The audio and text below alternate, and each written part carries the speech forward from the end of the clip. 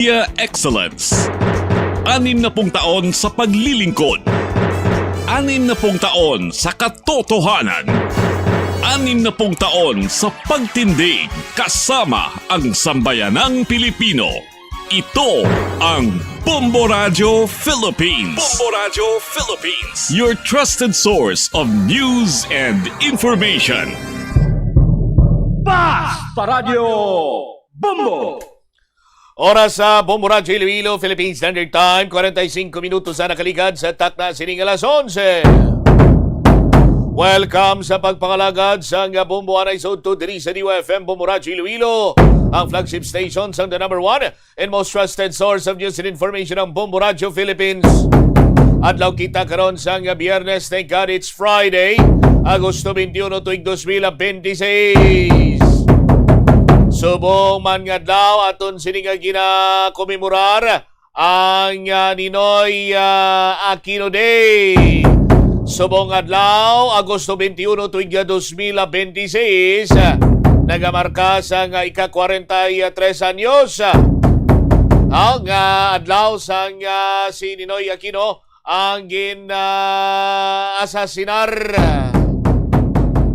sa aton sining mga kasimanwa. Sa subong man iyang adlaw sa aton sining mga kabombo, kung balik-balikan aton August 21, 1983, ang national holiday formal sining ginastablisar 22 anyos ang nakaligad since mga biyan na pasar ining Republic Act 9256 ang Pebrero tuig 2004. Sa aton sining mga kasimanwati sa karon kita ang nagatawag si gani nagadumdum sang adlaw nga kung saan asasinar ang isa sa mga mga biyan, isa sa mga nagduso sang demokrasya sa aton sining mga kabombo, and eventually sandig sa history. Now, ang iya kamatayon, amo iya banwa ang nagduso man sa sining 1986 People Power Revolution nga nagbalik sa demokrasya diri sa pungsod sa Pilipinas. Dugang pagin sini kiron nga mga impormasyon na sa aton sini pa rin nga pagpangalagad diri kitanay sa mga nagapanguna dalakuan kiron nga mga balita lokal.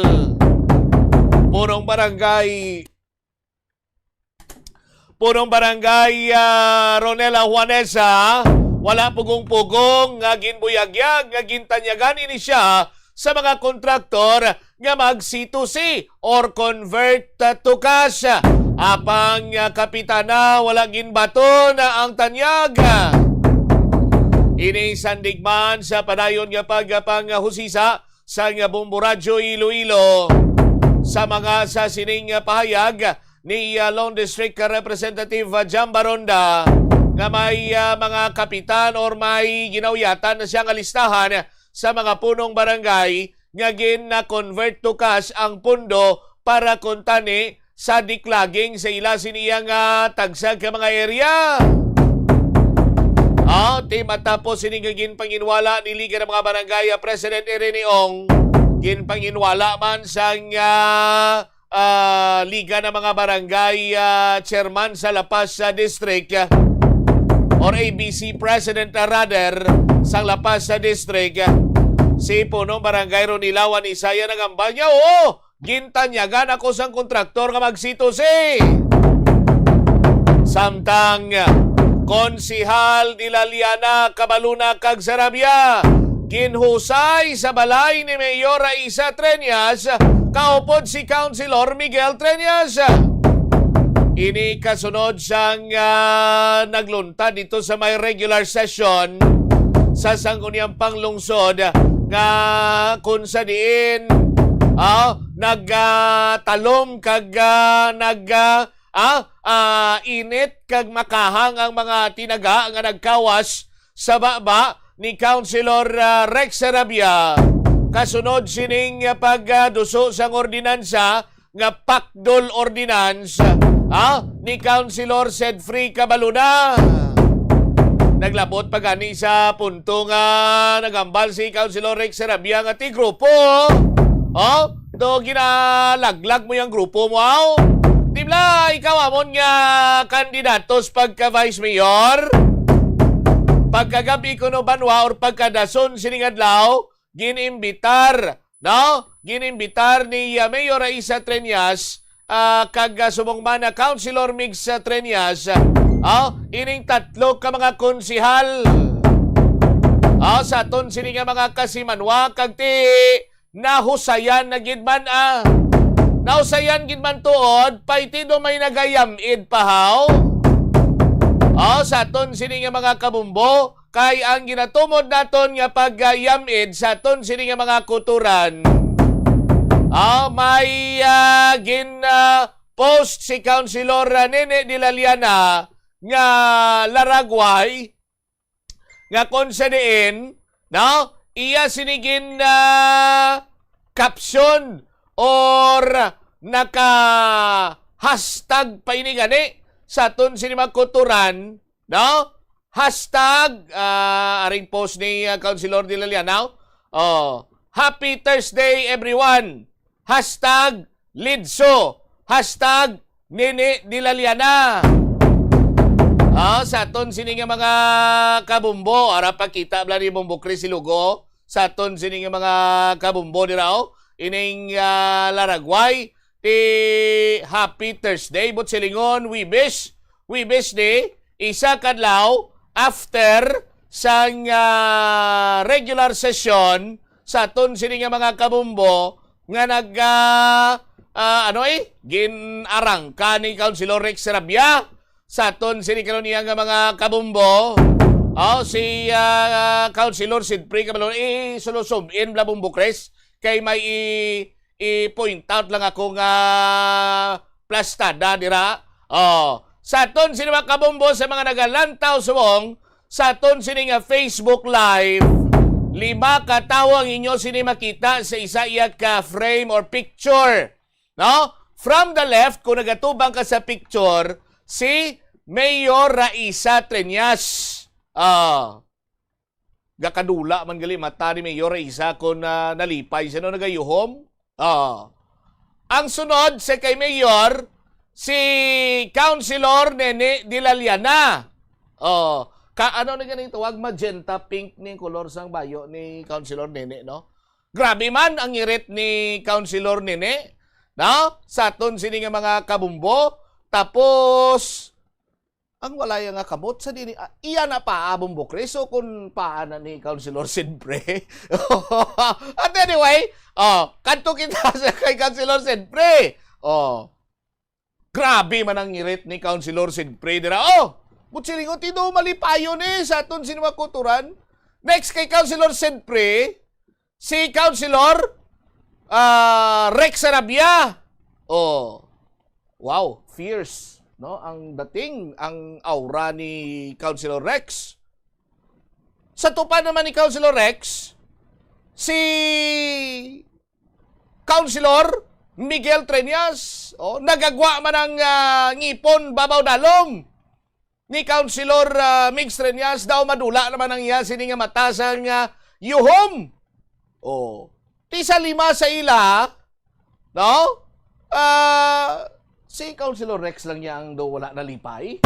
Kon amo ning Laragway, ang inyo sini iyang basihan.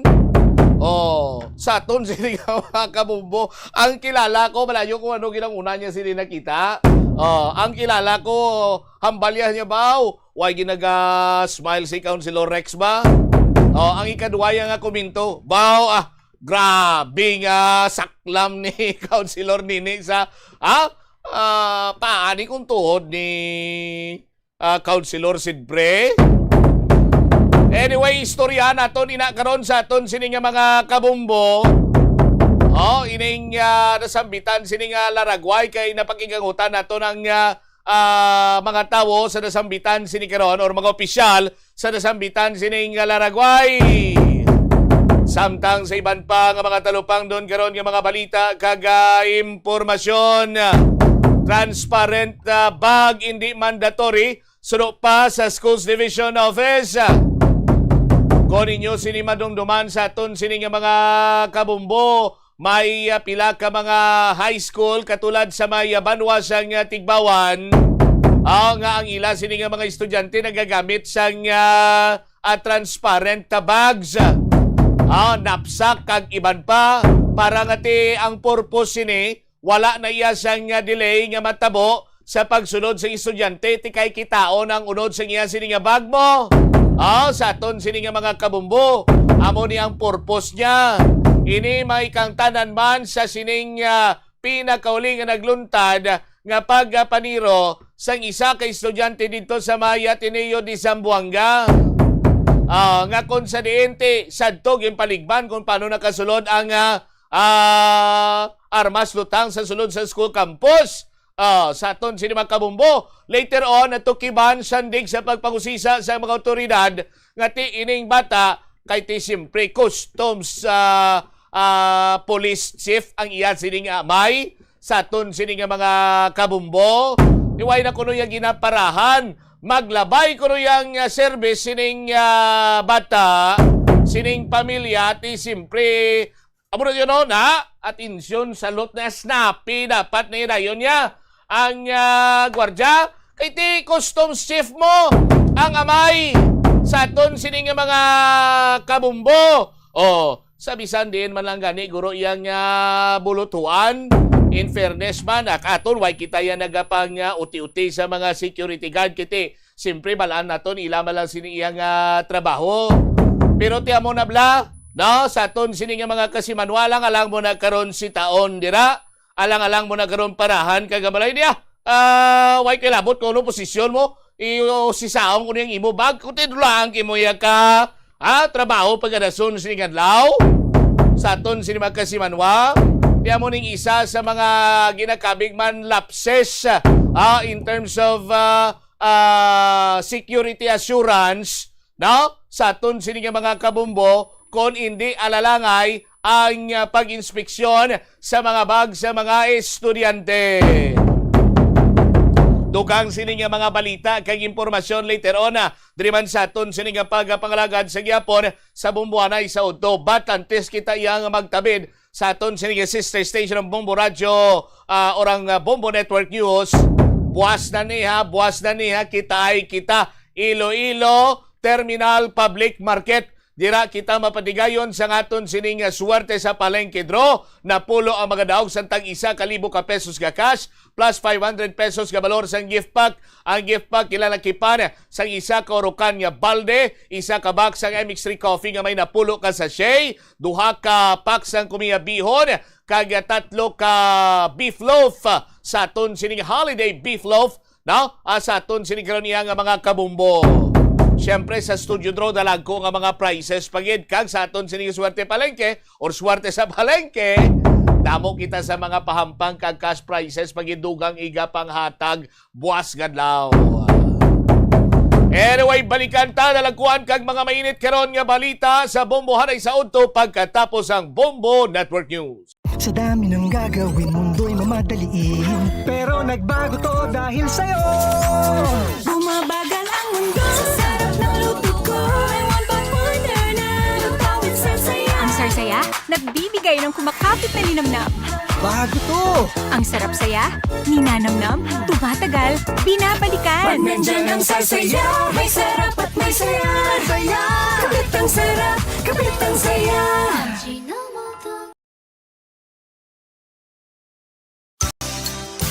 Swerte sa palengke ng Bombo Radio at Star FM Drop Boxes ay matatagpuan sa mga sumusunod na lugar. Farmasya Fortuna, Poblacion, Leganes, Iloilo. Queen Bank, Zaraga Branch, Zaraga, Iloilo. ENS Store, Bangga Abante, Zaraga, Iloilo. Neats Bakery, Aurora Street, Dumangas, Iloilo. Bedurias Minimart, Barotac Nuevo Public Market, Barotac Nuevo, Iloilo. Pototan Farmers Multipurpose Cooperative, Old Public Market, Pototan, Iloilo. Suerte Enterprises, Zuliesta Street, Poblacion, New Lucena, Iloilo.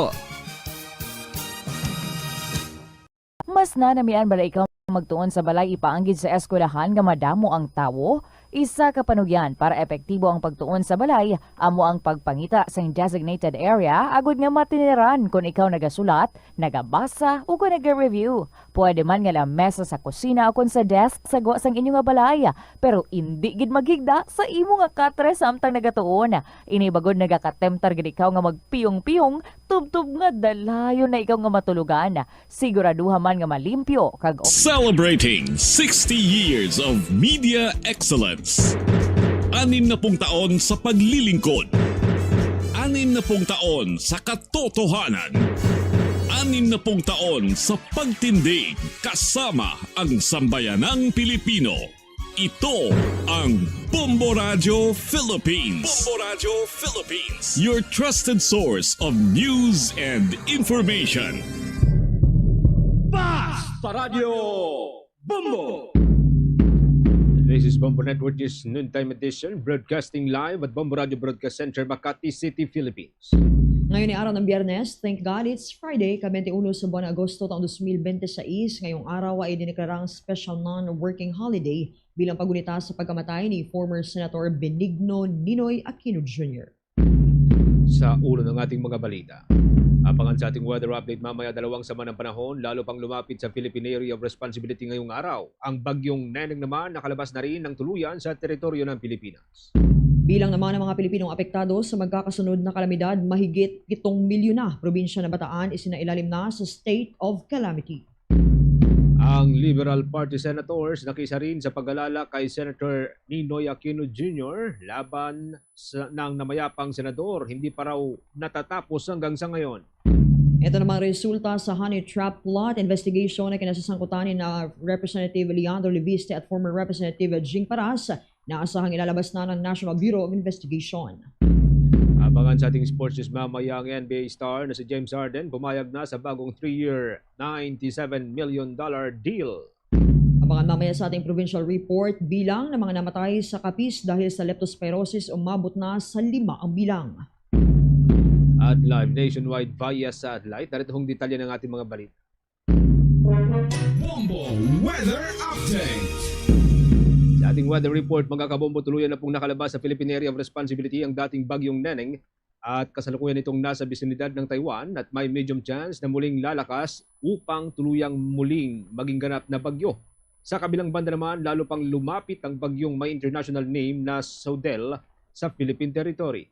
Napanatili ho ng naturang bagyo ang lakas ng hangin na umaabot ng 95 km per hour at ang pagbugso ay umaabot pa rin ng 115 km bawat oras o 115 km per hour. Bahagya itong bumagal sa 10 km kada oras at kumikilos pa kanluran hilagang kanluran. Mula sa dating 2,700 kilometers na lokasyon sa labas ng Pilipinas, ang naturang bagyo ay kasalukuyan na ngayong nasa 2,680 kilometers silangan ng southeastern Luzon. Ang isa pang low pressure area na nasa labas ng Philippine Area of Responsibility ay lalo ding lumapit sa Pilipinas.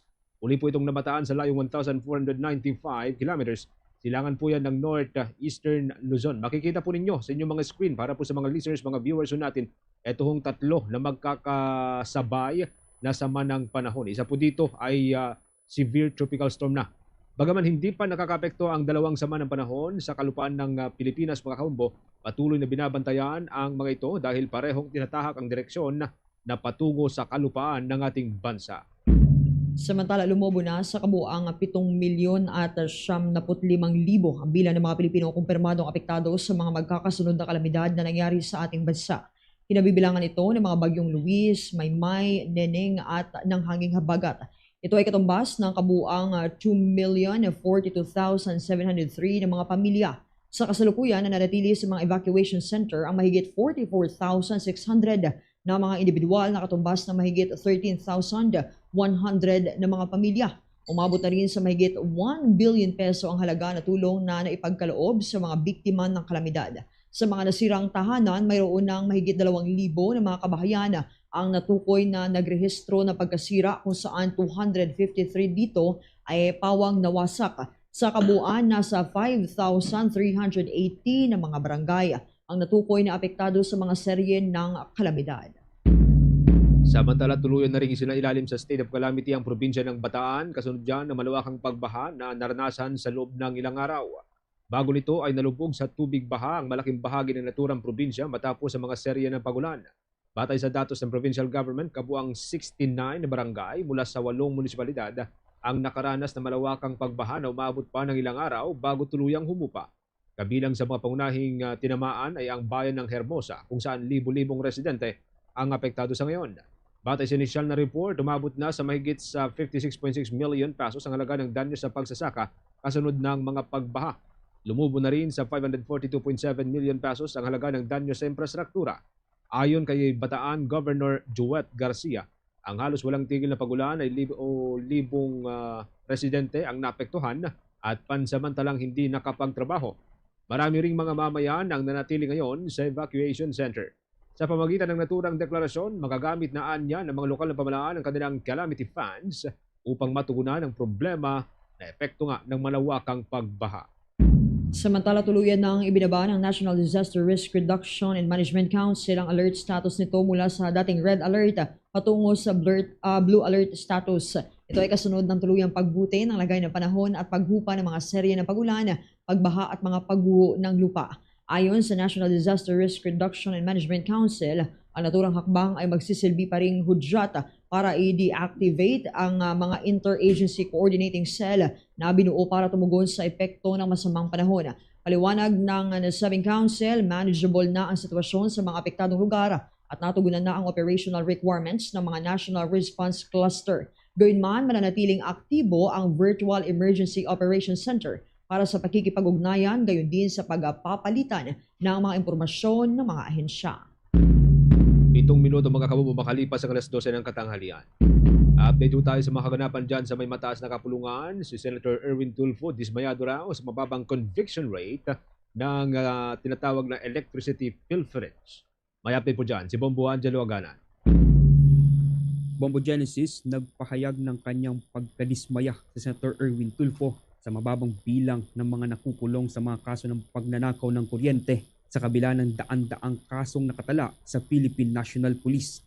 Sa pagdinig ng Senate Committee on Energy, inilahad ng Philippine National Police Criminal Investigation and Detection Group o PNP-CIDG na mayroon na umanong 665 ang naaresto sa pagnanakaw ng kuryente at 548 naman na kaso ang naitala mula sa Region 1 hanggang sa National Capital Region. Sa mga kasong ito, 469 ang naisampa, ngunit 21 lamang ang nauwi sa conviction o nakulong. Dahil dito, kwestiyon ni Tulfo kung bakit napakababa ng bilang ng mga na-convict kumpara sa mga kasong naisampa. Aniya, maaaring may problema sa pagpapatupad ng anti-pilferage law, kabilang nasa usapin ng ebidensya o proseso ng mga kasong isinampa, lalo't 4 na taon na aniya ang ilan sa mga kaso.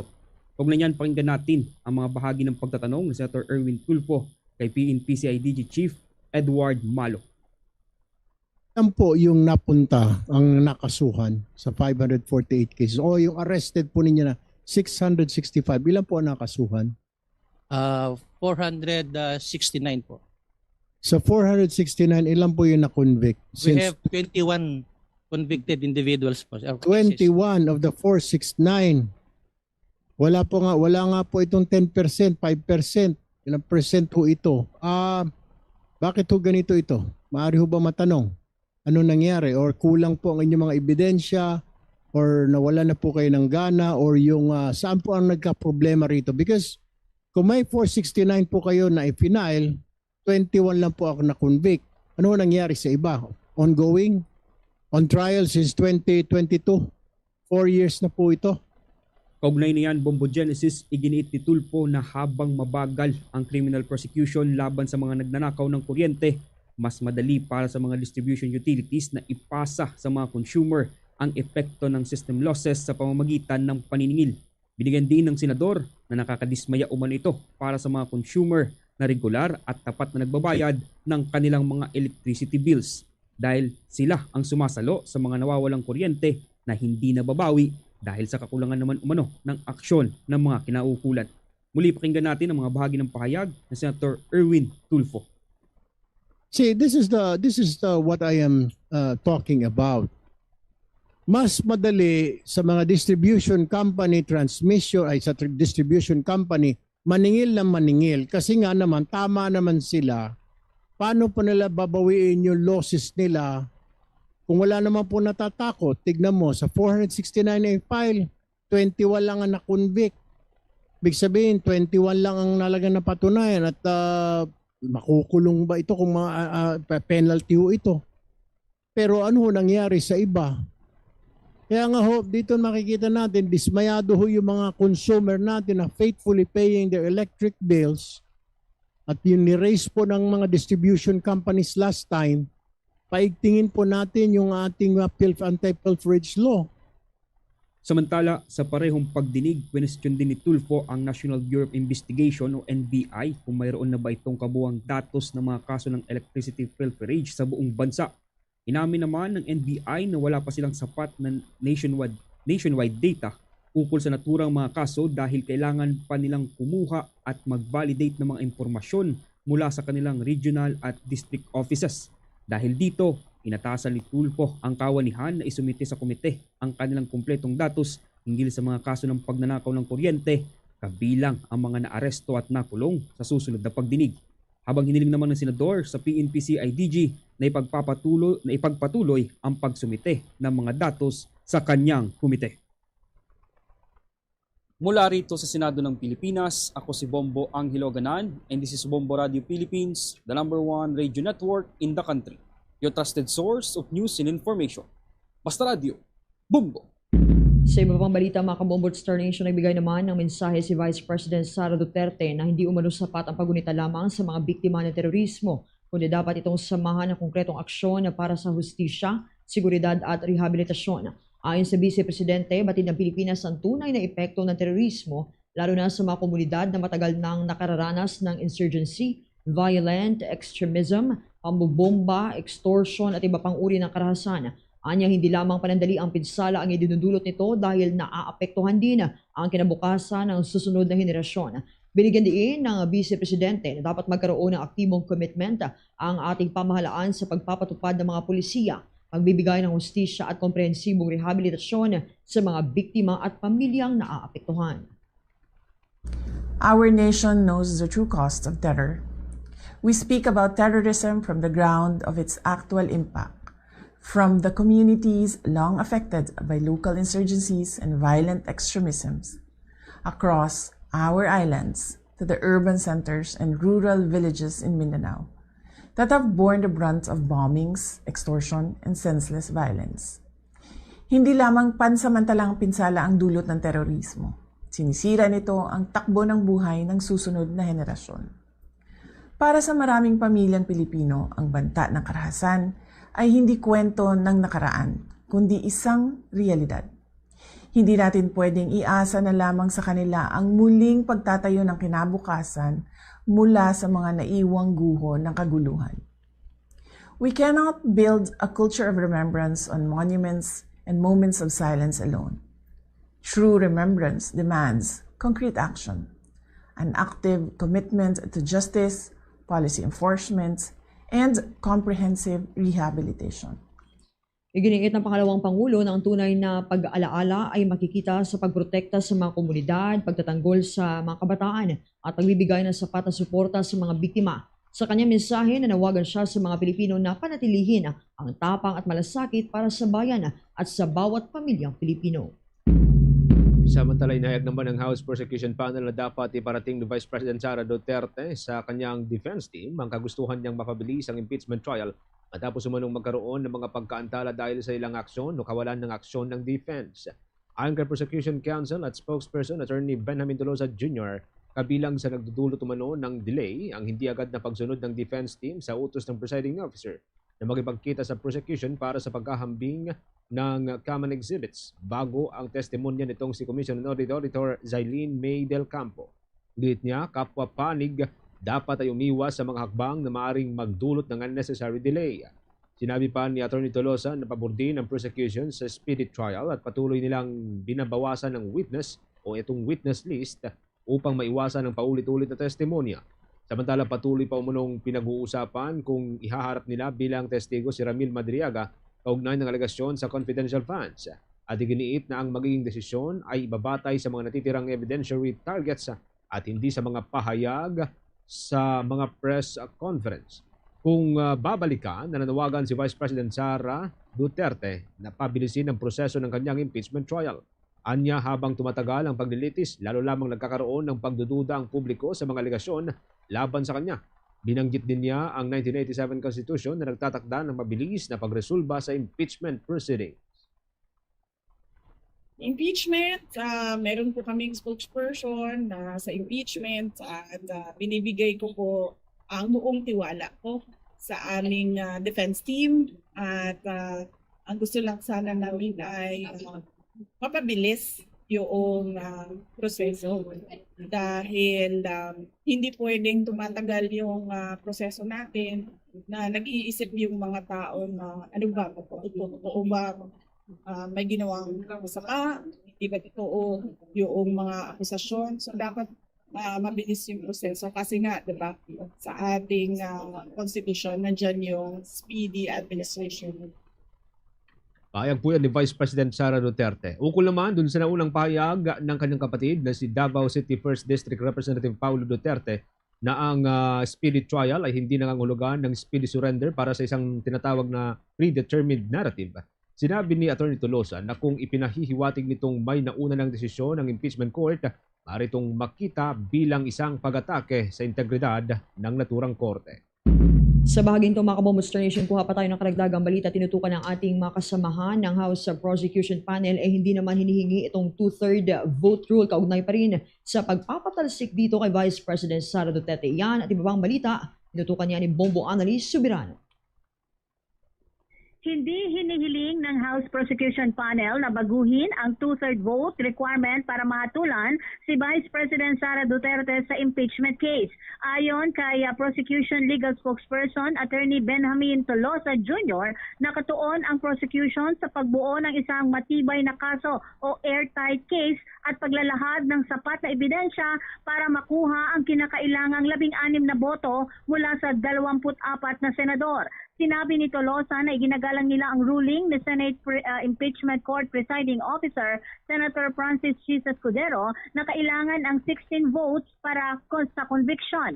Nilinaw din niya na hindi nagbibilang ng posibleng boto ang prosecution at hindi nila hinihikayat ang mga senator judge na baguhin ang 2/3 votes.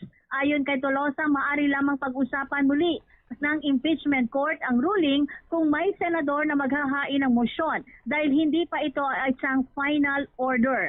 Samantala, sinagot naman ni House Prosecutor Representative Terry Ridon ang naging banat ni dating Presidential Legal Counsel Salvador Panelo na nagpipresenta umano ang prosecution ng mga worthless at useless na testigo.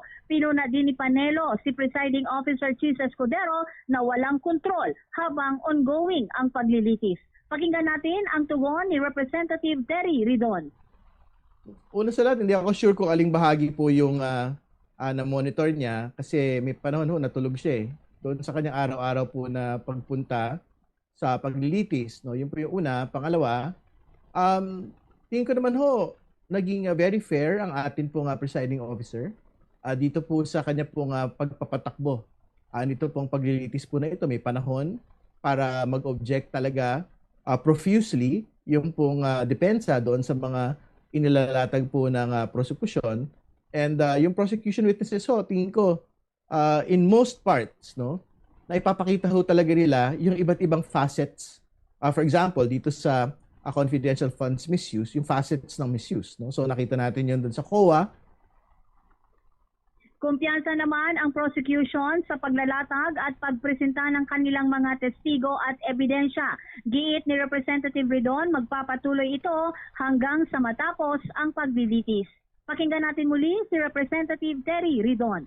Po natin ngayon ito sa OVP personnel and makikita po natin ito pong iba pang facets na ito doon sa NBI, PSA at iba pa hong mga nakatdaktang mga ilatag na mga testigo sa susunod pong mga araw at mga linggo. Ganun din naman yung nangyari doon sa pagbabanta. Nung nakita natin yung presentation ng 3 levels of NBI witnesses, yung ginawa nilang presentation po ng evidence. So, tingin ko, we are very much confident doon po sa pagkakapresenta ng amin pong mga testigo. And we are expecting the same until the very end.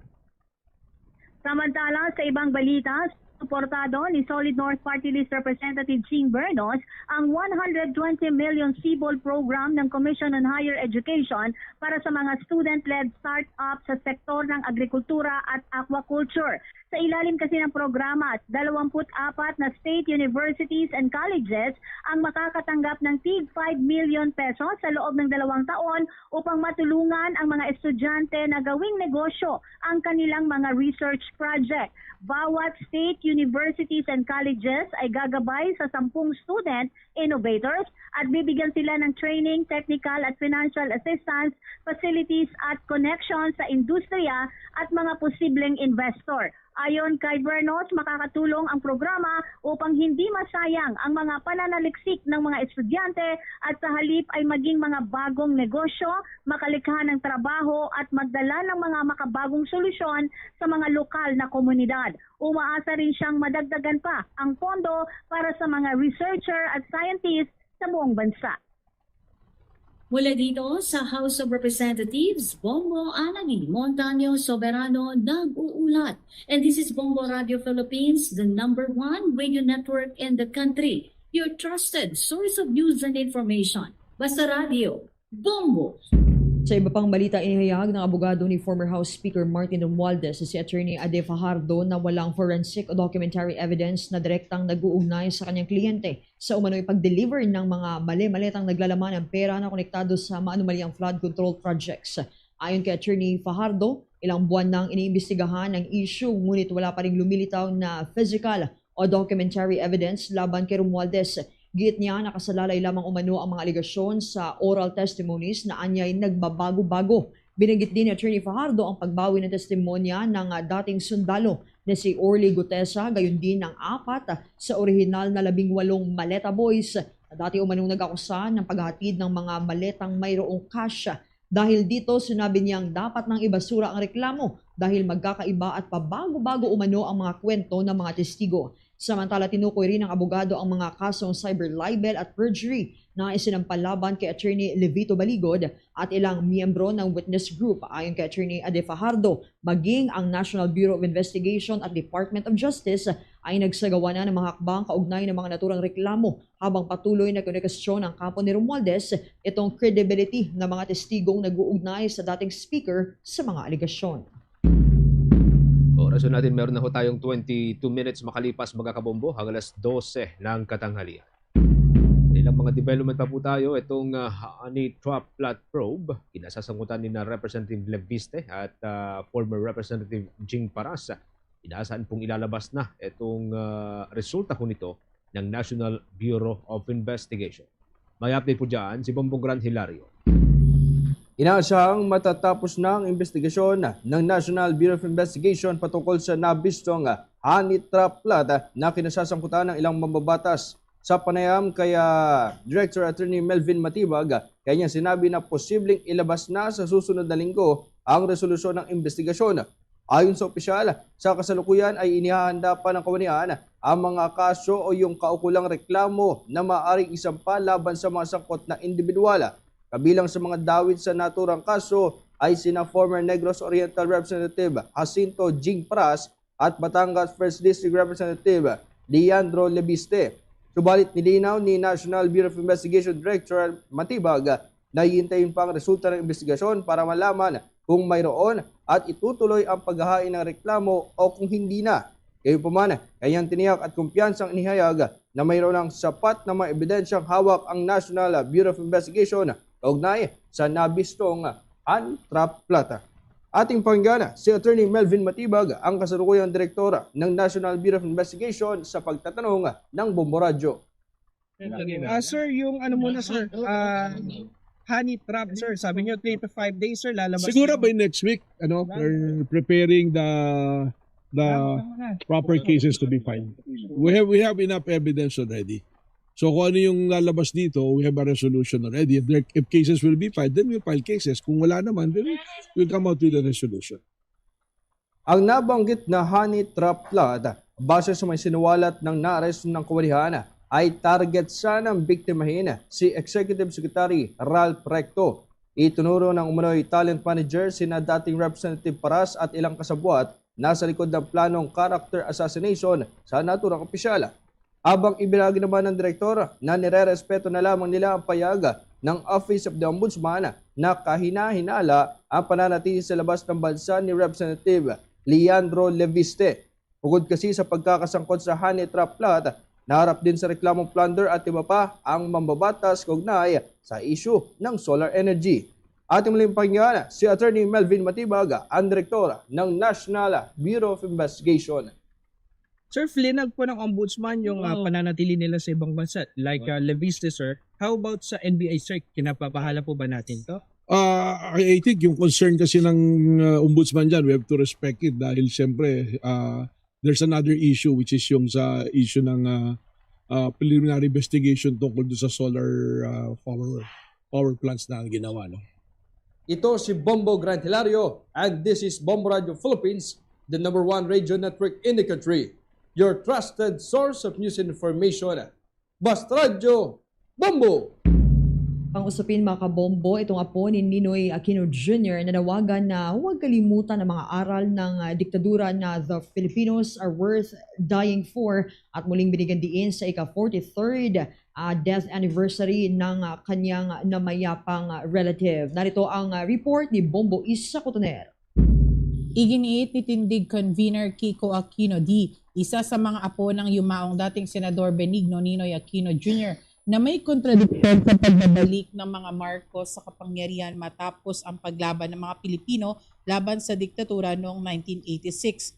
Sa eksklusibong panayam ng Bombo Radio Philippines KD, sinabi nitong hindi umano sapat ang naging pagharap sa mga kontrobersya at paglabag sa karapatang pantao na naganap noong panahon ng batas militar. Sinabi niyang hanggang ngayon ay wala pa ring malinaw na paghingi ng tawad mula sa pamilyang Marcos na nangyari nga sa ilalim ng diktatura. Gayunman, iginiit ni Di na bukod sa usapin ng nakaraan, may iba pang mga isyong kinakaharap ang bansa sa kasalukuyan na dapat ding tutukan ng mga Pilipino.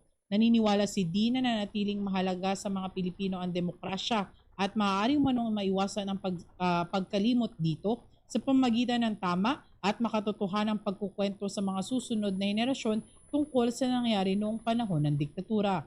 Kaugnay niyan, pakinggan natin ang tinig ni Tindig Convener Kiko Aquino D., ang isa rin sa mga apo ng yumaong si dating Senador Benigno Ninoy Aquino Jr. Siyempre, isang napakalaking contradiction ang magpagkakaroon ng isang presidente na Marcos na ni minsan ay hindi humingi ng kapatawaran para sa ginawa ng tatay niya at ng buong pamilya niya nung panahon ng diktadura. Hiwalay pa yan sa mga kontrobersya na hinaharap niya ngayon.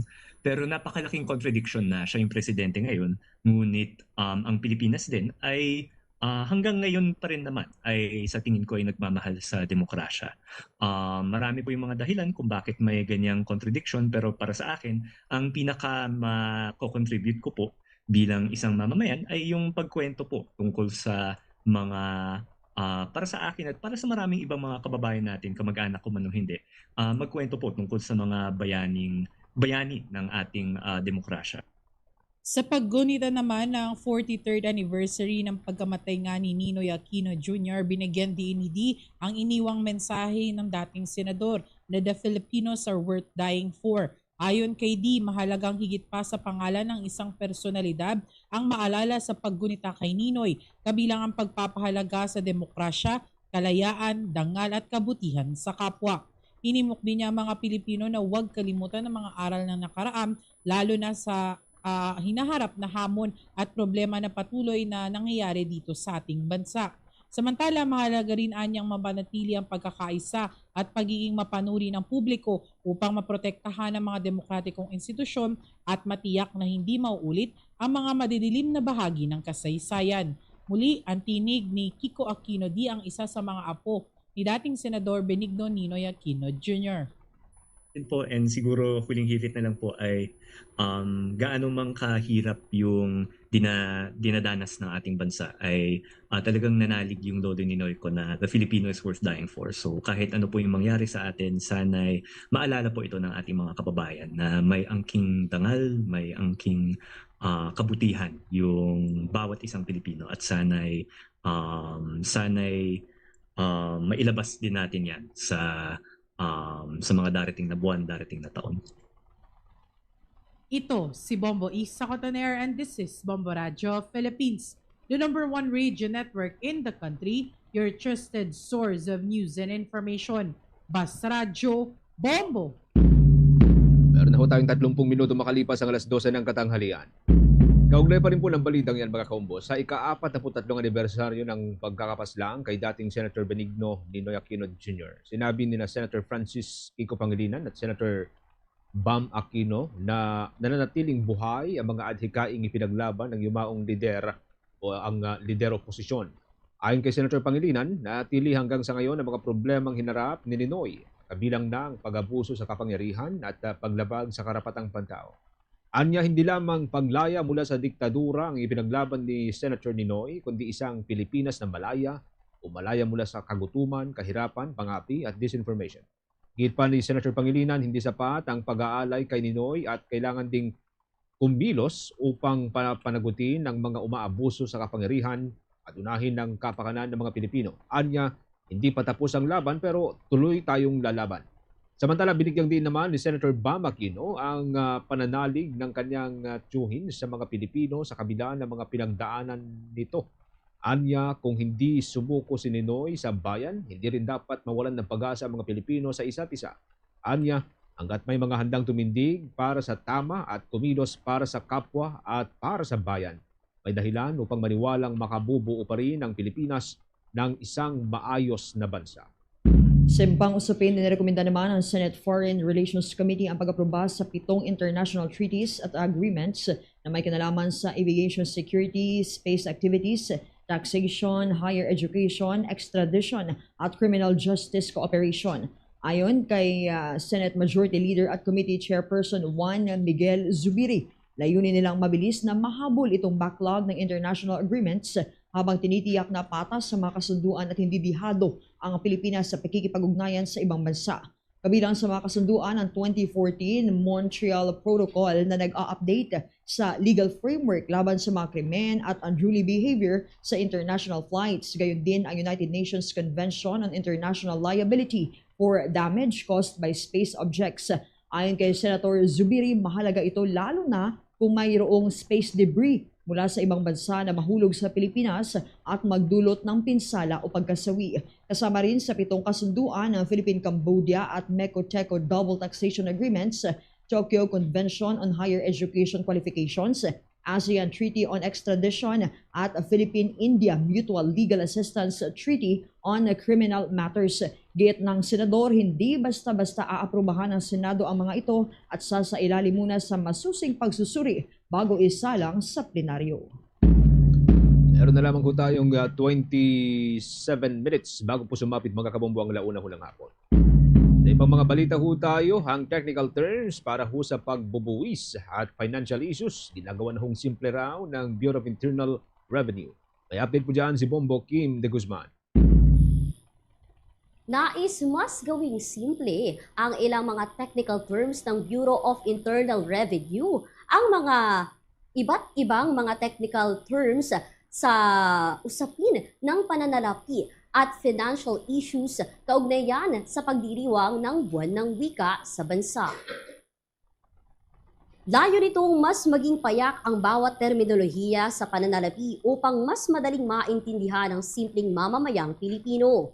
Sa panayam ng Bombo Radio Philippines kay BIR Commission Charlito Mendoza, may mga programa ang Bureau of Internal Revenue kasabay ng pagdiriwang ng buwan ng wika.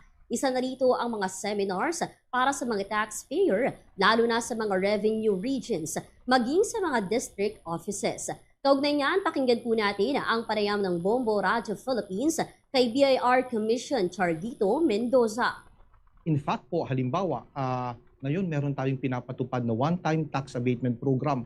At ito nga po ay isa rin sa mga initiatives ng BIR na na-highlight ni Pangulong Marcos during the SONA, kung saan ang ating mga micro taxpayers o yung mga kumikita ng hindi lalampas sa 3 milyong piso kada taon ay kung meron silang mga delinquent accounts sa BIR, whether meron silang open cases, hindi na file na return o mga nagdaang taon, ay po pwede po nilang malinis at masettle ang kanilang record sa BIR, ang kanilang liability sa BIR sa pagbabayad lamang ng 5,000 pesos per taxable year.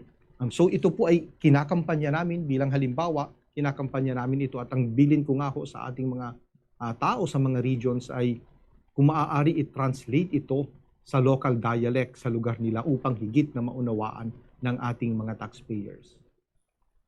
Dagdag pa ni Mendoza, nais ng ahensya na isalin ang mga teknikal na terminolohiya sa angkop na local dialects at lengguwahe ng bawat rehiyon upang mas maintindihan ito ng mga Pilipinong nagbabayad ng buwis. Ako si Bombo Kim de Guzman and this is Bombo Radio Philippines, your trusted source of news and information. Basta Radyo, Bombo!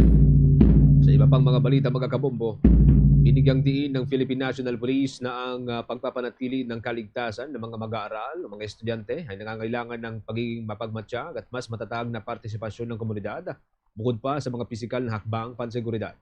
Ayon sa Chief ng Philippine National Police na si General Jose Melencio Nartates Jr., hindi dapat umasa lamang sa mga gwardiya, mga CCTV camera at iba pang mga security measures ang pagprotekta sa mga paralan.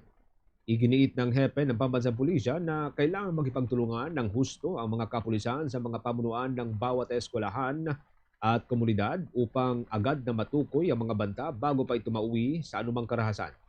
Sinuportahan din ng pamunuan ng Philippine National Police ang panawagan ni Education Secretary Sani Angara sa mga komunidad at mga paaralan na regular na kumustahin ang kalagayan ng mga estudyante at magtatag ng mas matibay na ugnayan sa kanila. Una nang binanggit ni Secretary Angara na bagaman nakapagsagawa ng active shooter drill noong Hulyo ang universidad kung saan nangyari ang panibagong pamaril dyan sa may Zamboanga City, maalaga pa ring bantayan ang pangkalahatang kapakanan ng mga bata at tugunan ang mga issue tulad ng online grooming at ang impluensya ng extremist network. Tinawagan naman si General Nartates sa mga magulang at iba pang miyembro ng lipunan na panatilihin ang bukas na komunikasyon sa kabataan at agad na i-report sa mga otoridad ang anumang kahina-hinalang ikinikilos ng mga bata o yung mga banta sa kanila. Nabatid na nagsagawa nga ng drill ang naturang universidad noong Hulyo at may nakatakda pa ng isasagawa. Isa po ito sa Setyembre 1. Subalit na unahan ito ng pamaril noong Agosto 18 na ikinasawi ng 2 mag-aaral at ikinasugat ng 2 pa. Bombo Sports News. Sa ating sports news, mga kabombo, pumayag na po ang kampo ni NBA star James Harden na pumirma ng 3-year, $97 million deal kasamang Cleveland Cavaliers. Saklaw ng naturang deal ang isang player option dun sa ikatlong season niya. Bago nito ay pinili ni Harden na mag-opt-out sa kanyang player option para sa 2026-2027 season dahil sa pagnanais niya na makakuha ng mas maganda at mas mahabang kontrata. Hindi naman binitawan ng Cavs ang batingang guard at inalok ito ng $97 million na extension. Una pong pumirma ng kontrata si Harden sa Cavaliers nitong nakalipas na season matapos ang ilang taon niyang paglalaro sa Los Angeles Clippers. Dito ay nagawa niyang magbulsa ng average na 23.6 points per game, 8.0 assists per game at 4.8 rebounds per game sa kabuuan po ng regular season. Naging malaki ang kanyang papel upang tuluyang umusad ang Cavs sa Eastern Conference Finals, ngunit tinalo din ito ng New York Knicks kinalaunan at kinoronohan po ito bilang champion. Muling makakasama ni Harden ang kanyang kapwa shooter na si Donovan Mitchell sa pag-uusad po ng panibagong season ng NBA. Kuha naman tayo ng ibang balita tinutukan ng ating news team. Epekto nitong katatapos lamang na habagat ramdam pa rin sa bintahan at presyo ng ilang bilihin. Mga report si Bombo Cindy Graida.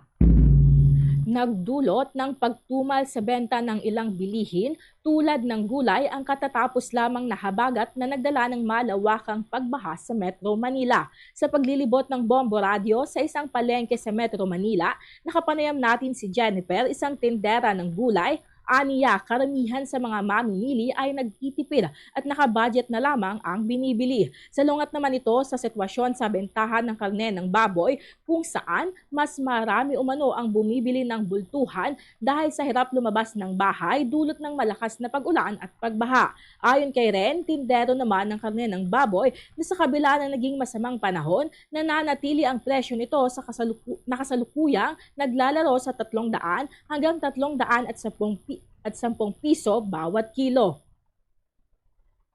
Mabilis siya kasi maraming hindi makalabas. Ang ginagawa nila, pipilihan na sila ng isang bultuhan kaya mas marami silang binibili. Nakapanayam din natin ang mamimili mula sa Pasay na si Charles. Ayon sa kanya, tila nasanay na lamang siya sa patuloy na pagtaas ng presyo ng mga bilihin kaya't pagtitipid na lamang ang nakikita niyang lunas sa sitwasyon. Panawagan niya sa pamahalaan na babaan ang presyo ng langis upang bumaba rin ang presyo ng mga bilihin na kailangan sa pang-araw-araw. Siyempre, gusto natin bumaba yung bilihin, lalo na yung gasolina. Kasi habang hindi natatapos yung gera sa Middle East, hindi naman bababa ang bilihin, lalong tataas yan. Pag natapos yung gera, bababa ang gasolina, bababa rin ang bilihin. Makakaraas yung mga tao. Para sa Bombo Network News, ito si Bombo Cindy Graida. And this is Bombo Radio Philippines, the #1 radio network in the country. Your trusted source of news and information. Basta Radyo, Bombo! Meron na lamang po tayong 20 minutes bago po sumapit ang alauna ng hapon, mga kabombo. Sa ibang mga balita ho tayo, itinutulak ngayon ni Senator Raffy Tulfo ang mas maigpit na regulasyon sa pagmamay-ari ng baril, kabilang na ho rito ang mandatoryong inspection ng storage facility ng gun owners bago sila mabigyan ng license to own and possess firearms. So ito hong tinatawag na LTOPF. Ayon sa Senador, dapat titiyakin muna ng Philippine National Police na may ligtas at secure na lugar ang isang aplikante para sa kanyang baril bago siya pagkalooban ng lisensya. Kasunod dito ng Zamboanga school shooting kung saan ginamit ang isang estudyante ang government-issued firearm na pag-aari ng kanyang ama, isang customs police officer. Nanawagan din ang senador ng mas mabigat na parusa sa mga gun owner na mapapatunayang naging pabaya sa pag-iingat ng kanilang armas at nagagamit ang mga ito o ng ibang tao sa mga krimen. Git niya, kailangang may pananagutan ang license owner kapag nagamit sa maling paraan ang kanyang mismong baril. Bukod sa gun control, hinimok din ng senador ang Department of Education na palakasin ang seguridad sa mga paaralan, kabilang na rito ang paggamit ng handheld metal detectors. Iniling din niyang magkaroon ng mga programa para matulungan ng mga magulang at mga guro na matukoy at maagapan pa mga posibleng violent behavior ng mga estudyante. Sa halos kaugnay din pong development, sinabi ng Department of Justice na posibleng amyendahan ng Child Protection Law upang matugunan din ng violent extremism at iba pang seryosong karahasan. Kasunod dyan ang pamaril nga doon sa Zamboanga City. Sa Senate hearing pa rin, sinabi ho ng Justice Department sa pamamagitan ng Executive Director na si Barbara May Pagdilaw Flores na maaaring maglagay ng kaukulang probisyon sa batas, ngunit dapat itong maging limitado at maingat na binubuo upang hindi madaling questionin sa korte. Anya, kailangang tiyakin na particular na matutugunan nito ang problema ng hindi lumalampas sa legal na saklaw. Ipinaliwanag din ng Justice Department na may pagkakatulad ang online sexual abuse and exploitation of children, ang child sexual abuse materials at nihilistic violent extremism sa paraan ng pag-groom at pagmamanipula sa mga biktima. Kabilang dito ang pagbuo ng tiwala, paghihiwalay sa biktima, paggamit ng threats at unti-unting pagkontrol na maaaring nangyayari o mangyari sa encrypted messaging apps, gaming communities at maging ang tinatawag na live streaming platforms. Samantala, pinag-aaralan po ng Senado ang pag-amyenda sa Republic Act No. 1193 upang palakasin ang proteksyon laban sa online exploitation ng mga bata, kabilang ang artificial intelligence-generated child sexual abuse materials at pananagutan ng technology at financial platforms. Sa parehong hearing naman, kinwestiyon ni Senator Erwin Tulfo ang posibleng security lapses sa paaralan at ang mga naiulat na banta sa mga unang estudyante bago ang pamamaril. Nagpahayag naman na labis na pagkabahala ang pamunuan ng Philippine Chamber of Commerce and Industry sa magiging epekto sa kalidad ng edukasyon ng mga kabataan kasunod ng sunod-sunod na suspensyon ng mga klase sa ating bansa. Ayon dito sa chairman na si Sergio Ortiz Luis Jr., malaki ang posibilidad na labis nang nahuhuli ang mga mag-aaral sa kanilang mga leksyon at curriculum dahil sa madalas na pagkaantala ng mga klase. Bagamat ipinapatupad ang mga alternatibong pamamaraan tulad ng online at asynchronous learning sa tuwing walang pasok, binigyan din ni Luis na hindi ito epektibo para sa lahat dahil marami pa rin mga estudyante ang walang maayos at sapat na access sa internet.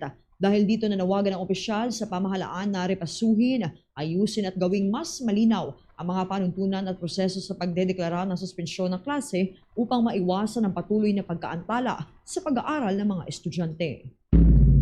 Meron na lamang po tayong 15 minutes bago sumapit mga kabombo ang alauna po ng hapon.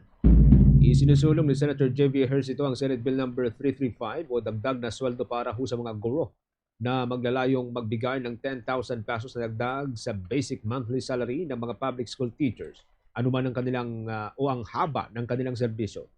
Ayon kay Senator Ejercito, layunin ng panukala na kilalanin ang mahalagang papel ng mga guro sa edukasyon ng mga batang Pilipino. Gayon din ang kanilang mga sakripisyo at mga hamong pinansyal o mga financial challenges. Git niya, hindi lamang pagtuturo ang ginagawa ng mga kaguruan, kundi kabilang din ang paghahanda ng lessons, pag-check ng mga papel, paggawa ng reports at paggabay sa mga estudyante o sa kanilang mga tinuturuan. Sinabi rin ng senador na makakatulong ang dagdag na sahod sa pagpapabuti ng kalidad ng buhay ng mga guro at paghikayat sa mahuhusay na educators na manatili na lamang sa public education system sa Pilipinas. Anya, ang pagpapabuti sa economic welfare ng teachers sa mga guro ay isang investment din sa buong education sector. Binigyang diin din ni Senator Ejercito na mahirap makamit ang dekalidad na edukasyon kung patuloy na nahihirapan sa kabuhayan ng mga gurong nasa frontline. Anya, bagamat hindi matutumbasan ng pera ang kanilang mga sakripisyo, nais ng panukalan na maiparamdam sa mga kaguruan na kinikilala at pinapahalagan sila ng gobyerno o ng pamahalaan itong kanilang sariling kontribusyon. Sa iba pang usapin mga kabombo, nagbabala naman si Akbayan Party List Representative Percy Sindanya na maaari siyang magsagawa ng legal na hakbang labang sa mga individual na umano'y nanuluya sa kanyang medical condition sa online. Ayon kay Sindanya, matagal na niyang tinitiis ang personal na mga atake dahil bahagi umano ng trabaho ng isang public official ang pagtanggap ng batikos at pagsusuri ng publiko. Gayunman, iginiit niyang may hangganan ang lahat, lalo na kapag ginagawang katatawanan o sandata ang kanyang kondisyon. Binigyan diin ng mababatas na hindi biro ang kapansanan at hindi ito dapat gamitin upang laitin, hiyain o dehumanize ng isang tao. Sinabi niyang kumukonsulta na siya sa kanyang mga abogado tungkol sa naangkop na legal na aksyon at nagbabala sa mga online pages, mga influencers at individual na nagpo-post o nagpapalaganap umano ng mga naturang content. Suportado naman ng Akbayan ang hakbang ni Representative Sindanya na sinabing bukas sila sa patas at lehitimong kritisismo, ngunit hindi katanggap-tanggap ang pag-atake sa pisikal na kalagayan ng isang taong mayroong kapansanan, lalo na ang stroke survivor. Binanggit din ng partido ang Republic Act No. 7277 o itong Magna Carta for Disabled Persons na nagbibigay proteksyon sa mga persons with disabilities laban sa vilification, ridicule at discrimination. Samantala, bago po sa ating mga provincial report, mga kabombo, idineklara pong special non-working day sa Bangsamoro Autonomous Region in Muslim Mindanao ang Setyembre 14 ng taong kasalukuyan para hubigyang daan ang malawakang paglahok ng mga residente sa unang parliamentary elections sa naturang rehiyon. Nakasad po ito sa Proclamation No. 1395 na nilamdaan ng Executive Secretary Ralph Recto noong Agosto 18 sa bisa po ng otoridad ni Pangulong Ferdinand Marcos Jr. Layunin po nitong mabigyan ng mga botante ng Bangsamoro Region ng pagkakataon na makaboto at aktibong makilahok sa nakatakdang halalan. Alinsunod sa nilalaman po ng Republic Act No. 12317, itinakda ang unang parliamentary election sa Bangsamoro Autonomous Region in Muslim Mindanao sa ikalawang Lunes po ng Setyembre ng taong 2026 na papatakyan Setyembre 14. Nauna lang tiniyak ni Pangulong Ferdinand Marcos Jr. na matutuloy ang halalan na mahalaga sa pagpapatatag ng autonomous governance sa naturang rehiyon. Sa halalan, pipili ang mga Bangsamoro voter na mga kinatawan na bubuo sa unang parliament ng Bangsamoro Region. Sila ang tutulong sa paghubog ng mga pulisiya at pagprioridad ng rehiyon sa ilalim yan ng parliamentary form of government. Oras natin, meron na lamang 12 minutes bago po sumapit mga kabombo ang alauna po ng hapon. Sa mga balitang tinutukan ng ating mga provincial station, si Ako Bicol Party List Representative Garbin, isinusulong po itong pagbabago o pagrebisa sa Juvenile Justice and Welfare Act, ilalim po ng House Bill No. 10330. May exclusive report dyan ng Bombo Radio Legazpi. Sinusulong ni Ako Bicol Party List Representative Alfredo Garbin Jr. ang rebisyon ng Juvenile Justice and Welfare Act sa ilalim ng House Bill number 10330. Ayon sa kanya, sa isang panayam ng Bombo Radyo Legazpi, ito ay dahil sa kakulangan ng gabay ng magulang sa mga bata na itinuturing na isa sa mga sanhi ng mga insidente sa mga paaralan. Dagdag pa niya na may mga salik na naaambag kung bakit ito nangyayari tulad ng exposure ng mga bata sa nilalaman sa online, lalo na sa mga marahas na online games. Dahil rito, isang panukalang batas ang hiling na amyendahan ang bagong Juvenile Justice and Welfare Act na nagpapababa sa edad ng criminal liability mula 15 taong gulang pataas. Iminungkahing ibaba ito sa 12 taong gulang hanggang 15 taong gulang pataas.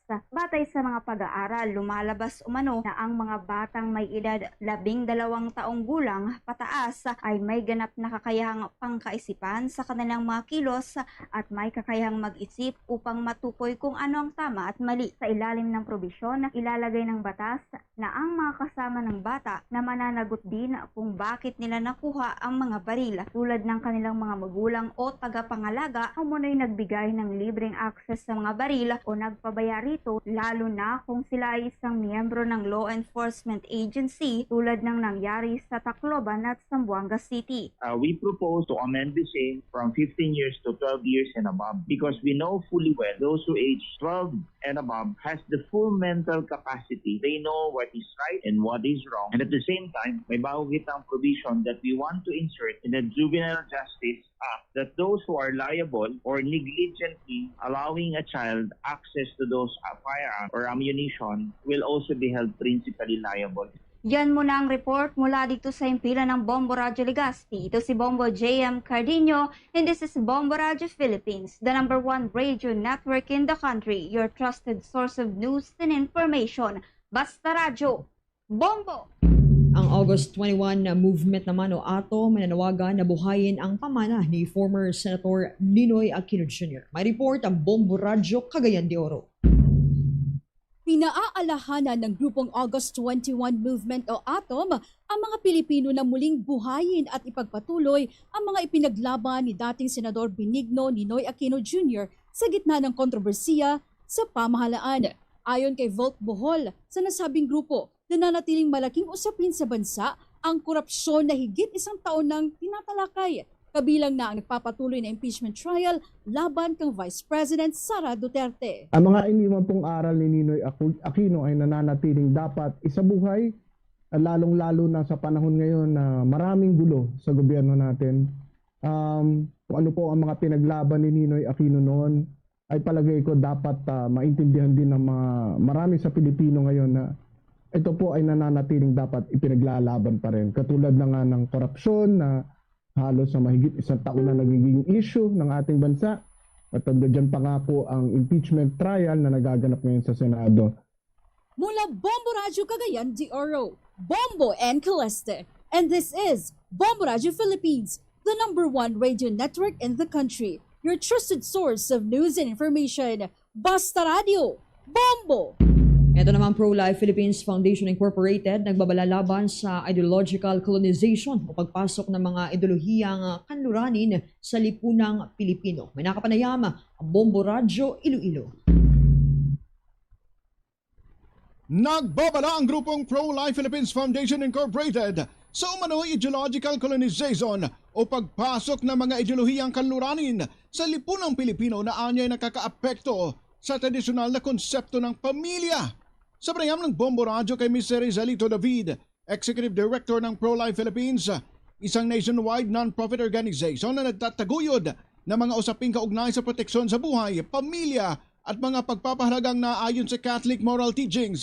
Sinabi nito na maaring maimpluwensyahan nito ang tradisyonal na konsepto ng pamilyang Pilipino. Ayon kay David, na ipapasa ang ganitong mga pananaw sa pamamagitan ng social media at iba pang plataforma. Iginiit niyang hindi lahat ng ideyang mula sa kanluran ay angkop sa kulturang Pilipino. Iniugnay rin niya ito sa tinatawag na depopulation o pagbaba ng populasyon.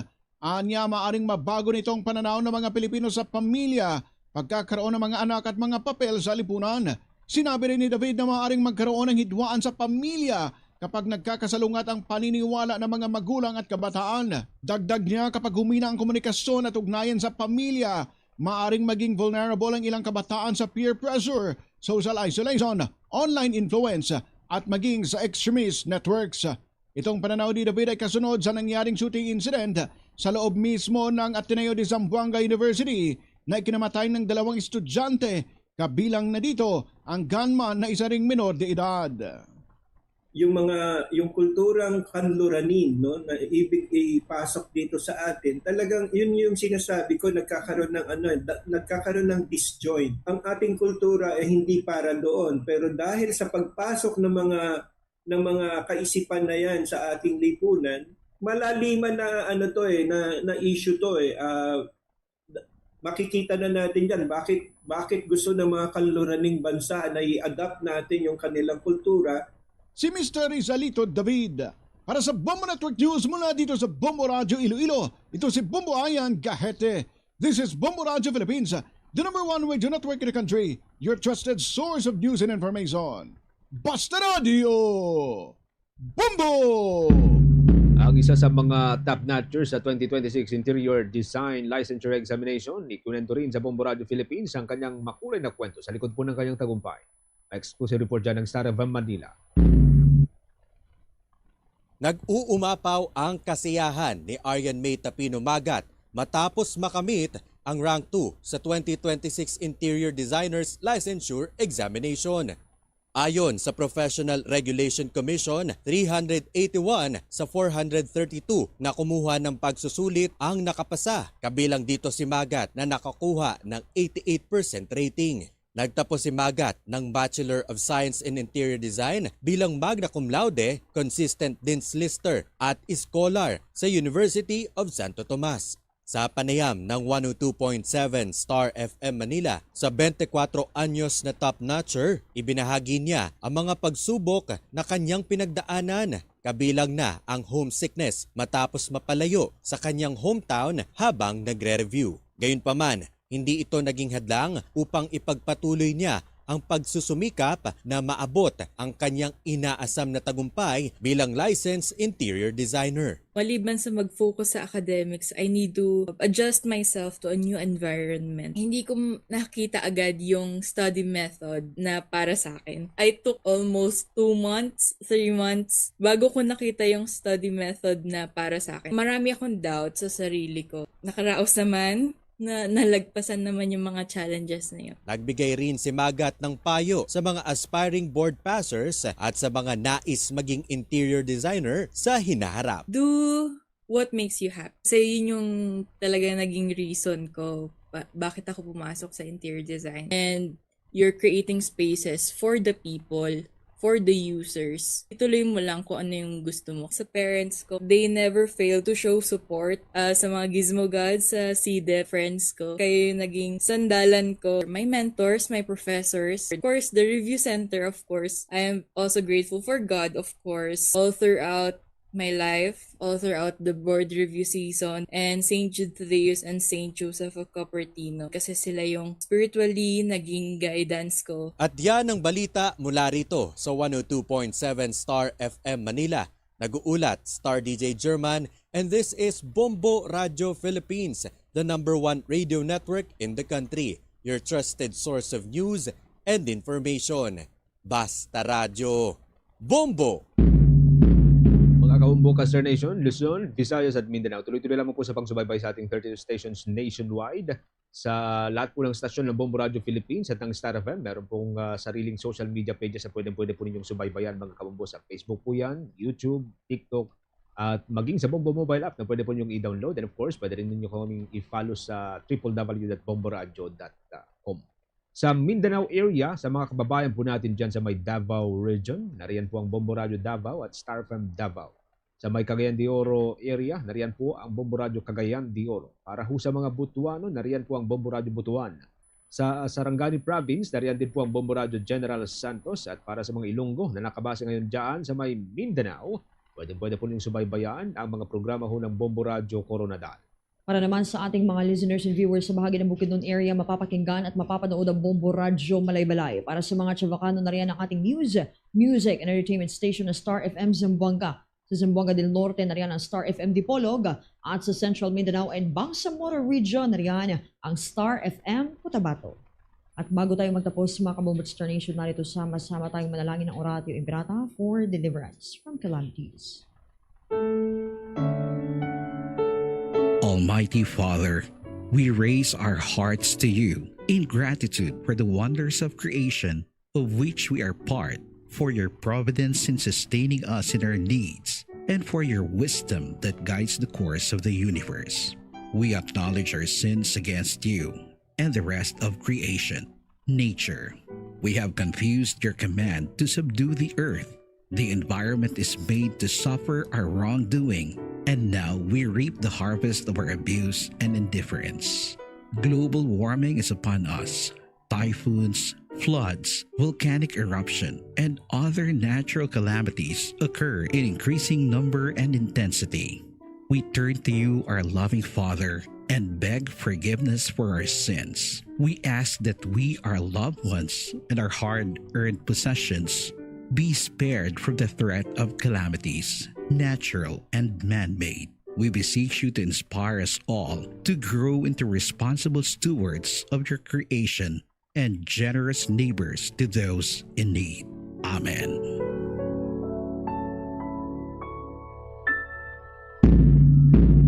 Abangan muli mamaya mga Kabombo ang ating susunod na newscast, ang Bombo Network News Evening Edition. Magsisimula po yan alas 6 ng gabi. Magtutuloy hanggang alas 7 ng gabi. Para ho yan sa updated na balita, mas maraming mga balita at mahalagang impormasyon. Yan na rin pong kalipunan ng ating balitaan para sa Bombo Network News Noontime Edition, ang back-to-back winner sa Catholic Mass Media Awards bilang Best News Program. Mula rito sa News Center Makati, this is Bombo Radio Philippines, the #1 radio network in the country, your trusted source of news and information, Basta Radio. Bombo!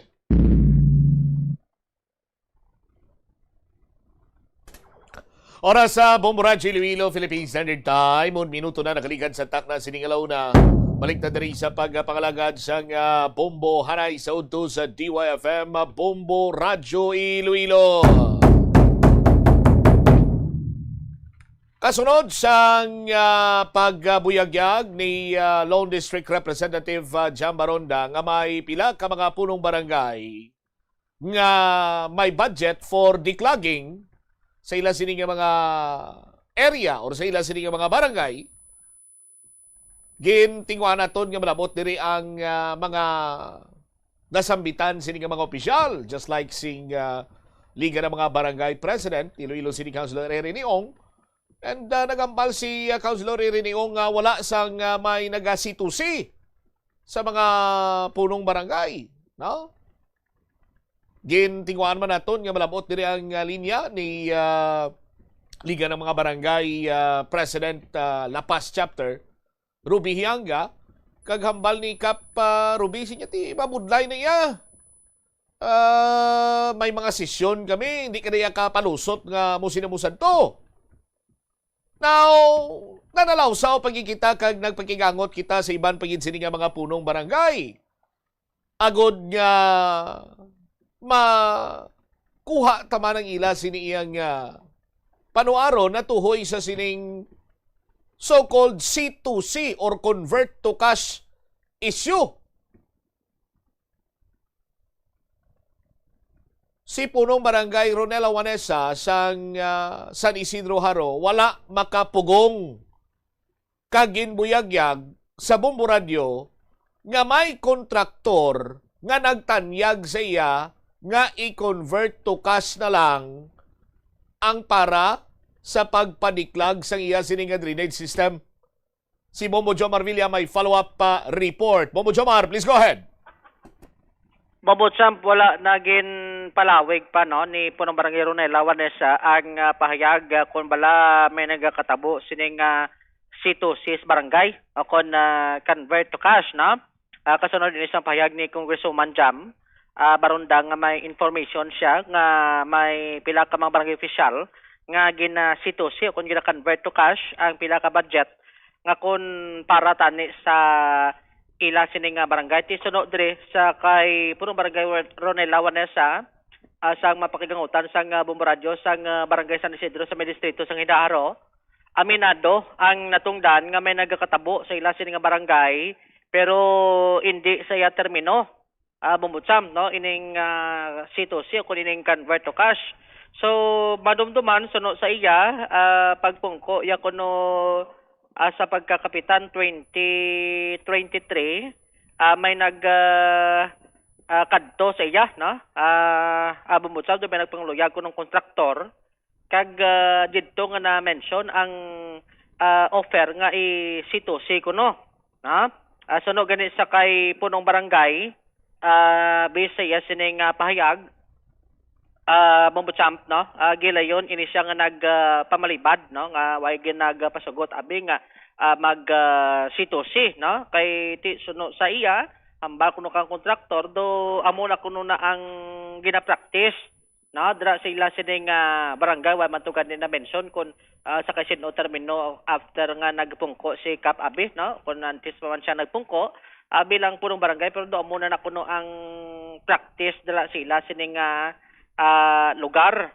Bumbutsam. So suno kay Kap Wanesa way siya nag-agree no sa gin plastar sang kontraktor kay ang iya kuno nga gin mention do ginapilit pag ani kuno skap mo Bumbutsam kati sa unayang payag way siya nagpasugot pero do ga insist gid kuno ang kontraktor nga kung paano nga i-convert to cash na lang abi no ang pila sini ka mga budget nga kun para kun tani sa ila sini nga barangay Bumbutsam ti suno kay Kapwanesa paghambal kuno to sang kontraktor sa iya way man kuno hambal nga nagpaminsar pa sa abi malawig no nagdaduwa pa sa ti pagkabaloy kuno dayon nga ang meaning sang convert to cash ang hindi maayo sige da nagpangindi siya no sa kontraktor nga nag-offer sini sa iya Bumbutsam may pila man sa mga kontraktor nga kilala pero tiway man kuno gahimo sina no ado pila lang to kunok bilog ito ang nagpalapit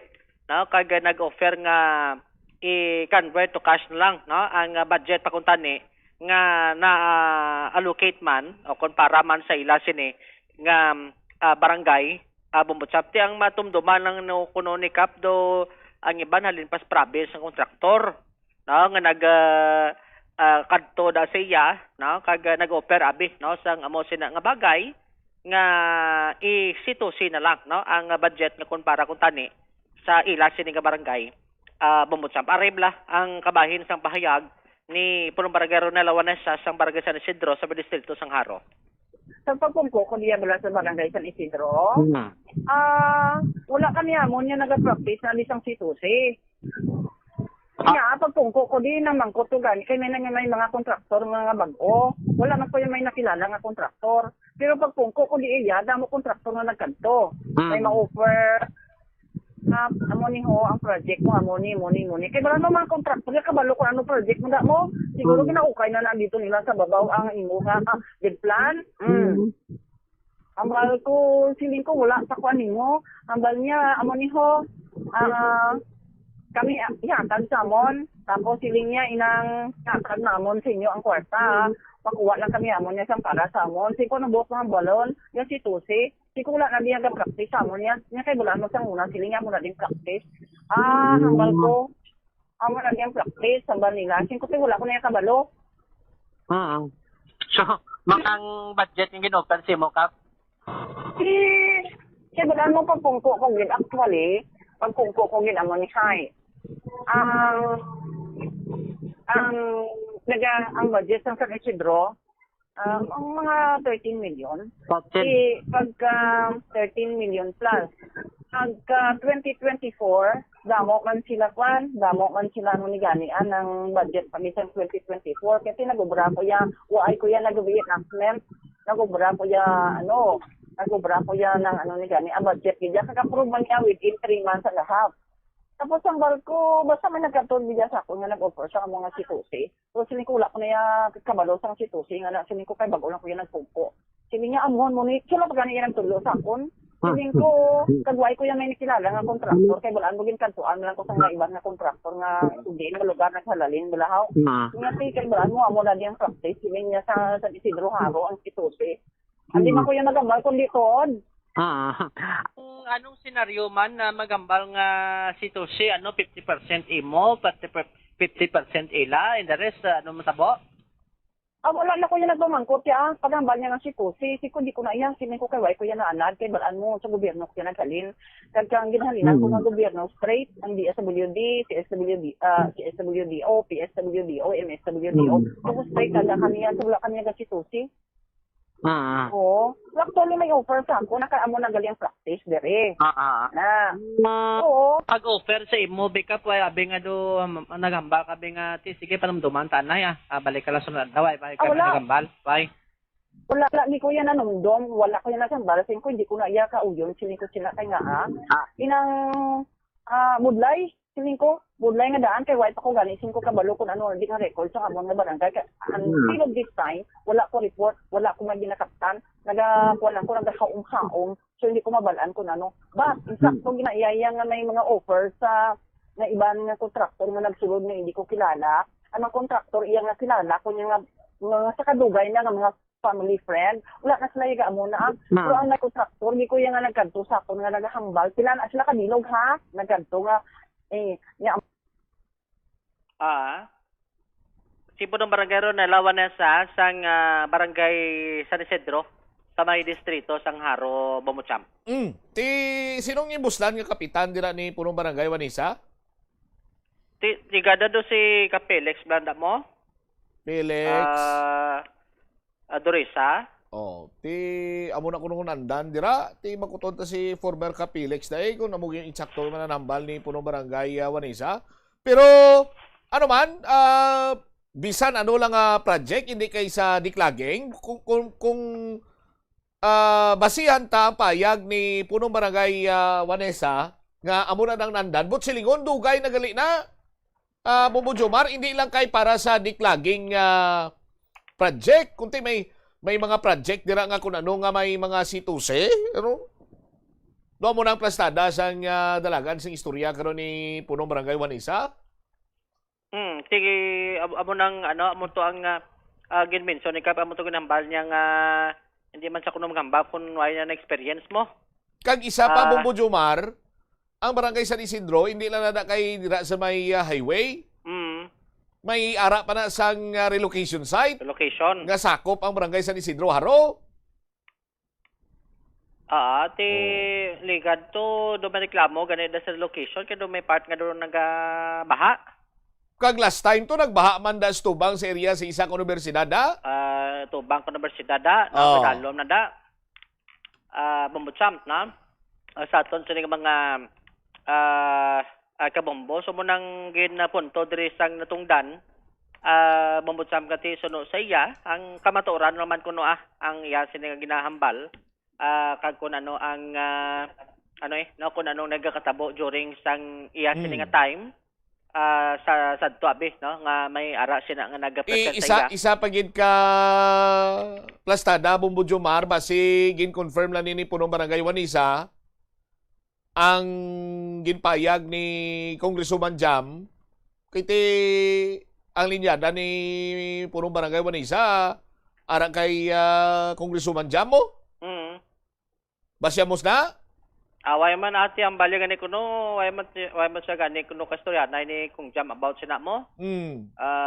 Bumbutsam ti butong nga paghambal ta nga may gakatabo nga si Toshi dakap ti butong gin-mention ni kap nga may gakatabo man bumbutsam no during isang yasining pagpungko dira sa may Barangay San Isidro sa may distrito sang Haro bumbutsam ti suno gani sa natungdan depende man kung sa iban nga barangay kung nagakatabo man kay ti ang iya nga ma-testify siya sa iya nga barangay natabo na no nga may nag-offer ti depende kuno sa 180 ti isabing San Isidro no 179 depende sa 179 depende sa 179 no ang plastada sila pero sa pagkabalo do kalabanan nga mga barangay based sa pagpungusisa, tado kalabanan sila do mga malapit sa mga suba mo. Oho. Kag masami nga do ginabaha bla. Sa aton sila nga mga Ina nga mga barangay, ano na, amo nang nagsituse? tiya mo nang based sa pag pangusisa naton, do mo nang kalabanan nga do medyo malapit sa mga kasubaan. Bambusam, speciality ang San Isidro nga daan do gani ang problema nila sa bahada. Oho. Sa sulod, no? Kung sa do drainage gid ang problema kuno da mo. Nga do hindi siya bla mga konektado sa isa kag isa nga kung paano nga maayo ang pagwa sang volume sa tubig. Na bala mo nagadamo mo ang tawod sa San Isidro do ikaduwa ni sila daan sa pinakdako sini nga mga populasyon diri sa syudad sang Iloilo, no? Bumutsam sa isa managan ni suno kay Capronela nga dapat matagaan sa nagakaygo sa Tulpangod ang amo sila nga concern, no? Para sa mga pumuluyo. Naka-mention man to gani skap nga pagkabati yan during the time nga may ara sang situsi. Duay naman lang gani sikap kuno nag-insister gid, no? Nga magreklamo kay do tamadada man kuno sikap mo siya ng issue ang ilang mantik kung paano nga maserbisyuhan ang pumuluyo halin sang iya sini nga pagpungko kag tub-tub subong, no? Motong na mention sini nga ang kung nagpasugot sa guro to sa motong gin-offer ti basi kuno do hindi lang balaan kung ano karon ang sitwasyon sa barangay. Bumutsam, no? Kung mitiran, no? Kung may mga pondo karon nga para man kun tani, no, sa pag kayo man ano mga development karon nga mga projects sa iya siningan nasakupan no kon sa barangay San Isidro sabay distrito sang Haro Abombusa. Pero klaro honta why man sikap may na mention kun ang natabo to sa kay former kapitan ng Buslanya kun anay pag itong kapitan pero na mention lang nga pagpungko ya bilang punong barangay 2023 may nagkadto sa iya, no? May nag-offer ka naghambal nga daw mo na kunong kinandandra, no? Sa may San Isidro sa distrito sang Haro Bumutsam. All right. So bunang latest, no? Direkta dire sa may area sang Haro. So iban pagid sina, no? Gina-check man naton dugang ang iban sini dugang sini nga mga information kay iban sini nga makapitan naghambal nga ti why sila idea why man nagakatabo sini nga situsi do dire pa lang kay Kapwanesa nga nag-ako siya nga gin-offeran siya Bumbutsam. All right. Ini si Bombo Jomar Consumo Villa. This is Bombo Radio Philippines, the #1 radio network in the country, your trusted source of news and information. Basta Radio, Bombo. Salamat gid na Bombo Jomar Villa sa imo siniiyang follow-up report. So nakonfirmar ni punong barangay Ronela Juanesa nga mayara gid man sang kasubong sini matapos nga siya mismong ginpalapitan sang kontraktor. Kag ginoferan nga i-convert to cash ang pondo para sa mga proyekto or sa sining declogging sa iyang nga barangay. Pero sa aton sinimakuturan, isa sa mga nakakuha sa aton man nga tensyon, ang ginmensyon sini ni punong barangay Juanesa nga ti siya gani waay pa makabalo kung ano ang mga kinahanglanon or inugbutang sini nga proyekto sa iya sini nga barangay ang mga nesisidad nga proyekto. Pero may mga kontraktor na kuno nga nagkanto sa iya. Tiang mga tinaga pagani ni Kap, sa madumduman ko pa, sinya ti basi kung ginaukay nila tos babaw, ti sa diin na nga babaw, Kap. Oh? Sa tun sinima kasimanwa? Sa diin ina nga ibabaw. Sa diin ang mga plano or mga requests sang barangay ginapasa para nga maproyekto yan. Kita mo nga pinitla lang tadi. Para nga maproyektuhan ang imo sini nga barangay. Kag kung anong mga kinanglanon sa imo barangay.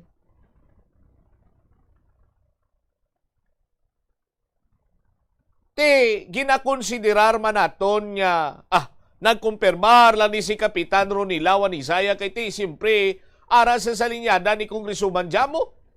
Bali siya ang mapatod sa mga statement ni Congresswoman Jam. But hambal gani ni punong barangay Ronela Juanesa sa ginhalinan ko iya nga ginatrabahuan ko sa gobyerno, straight kami.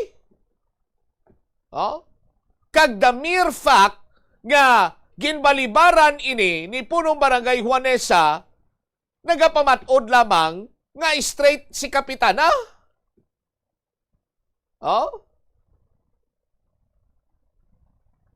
Kag hambal pagin dyan ni Captain Jati, ang matuod lang yung ginasugid ko.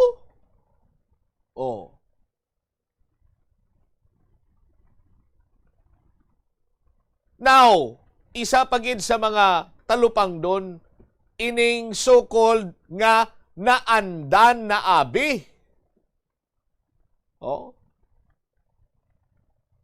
Subot silingon gali banwa sa aton sinimakuturan sa malawig nga tion, amo nagali ni ang nagakatabo kung may mga proyekto sa mga kabarangayan. Ang senaryo nabalaan sa mga kontraktor kag nagalibogin ang ulo ko kung sanday sinuini nga mga kontraktor, Engineer Alberm. Nga nakabalo sila iya nga may proyekto gali dira, nga nakabalo sila iya nga may pundo gali si barangay A, barangay B, barangay C. Kag kinanglan nga gamiton ini.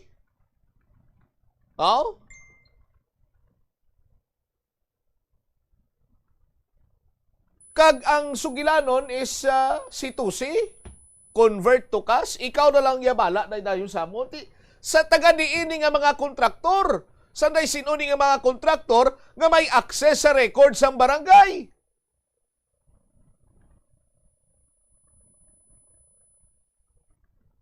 Kung aton sandigan ang pahayag ni punong barangay Ronela Juanesa.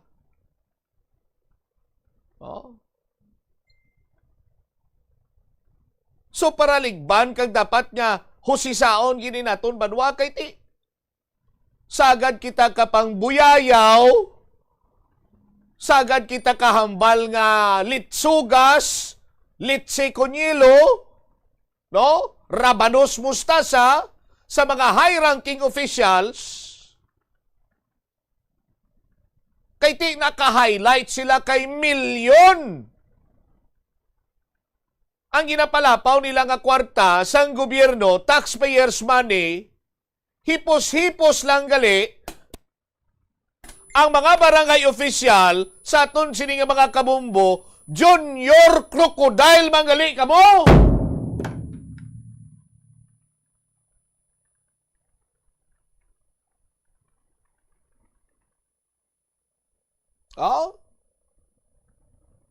Mini version man gali kamo sa mga nagapalapaw sa kwarta sang gobyerno sa national level, kamo iya sa local level.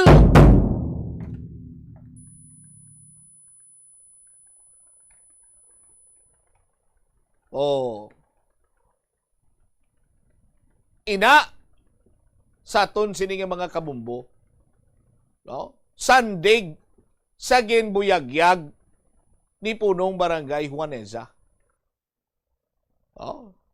Kung siligan na mga barangay iriniong nagahambal nga wala nag-eksister ang C2C, kung si Liga President La Paz Chapter, ABC Liga President La Paz Chapter, Rubian Yangga nagahambal nga wala, mabudlay ina iya kay ti nag-agi ina sa sesyon sa aton sini nga mga kabumbo. Pero ang senaryo sa kay punong barangay Juanesa, wala naman kinanglan pa nga mag-agi sa sesyon. Kay kontraktor iya, nga may ideya, nga kinanglan gali, may pundo gali ang certain barangay, kay pinangukay kuno to sa babaw, tapos nagdirekta saya kay Kap, nga masitusi ta Kap, kay may pundo kanigali, proyektuhan na barangay mo. Ay man, Muryunes ni garapon nga sinudlan ka morkon.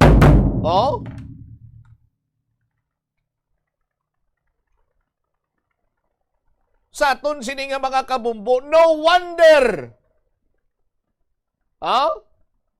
Sadto, taga buko-buko, taga tuhod, taga hawak, taga hita, ang tubig sa kada magbubo ang ulan.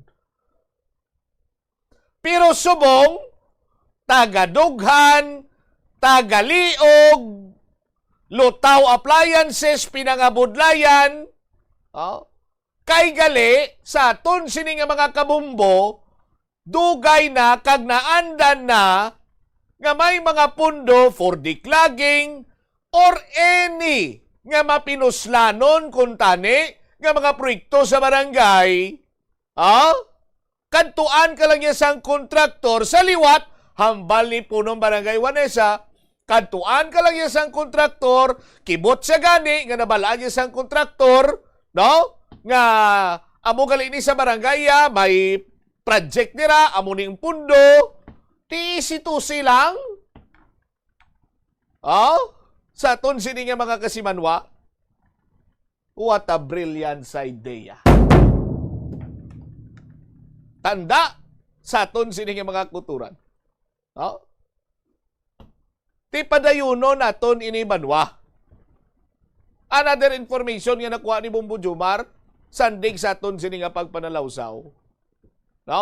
Posible kuno kag ginadudahan, sandig sa aligasyon, nga ini mga kabaranggayan, nga malapit sa mga kasubaan, or sa laysay mambal naton sa aton sini mga kultura, ini mga malapit sa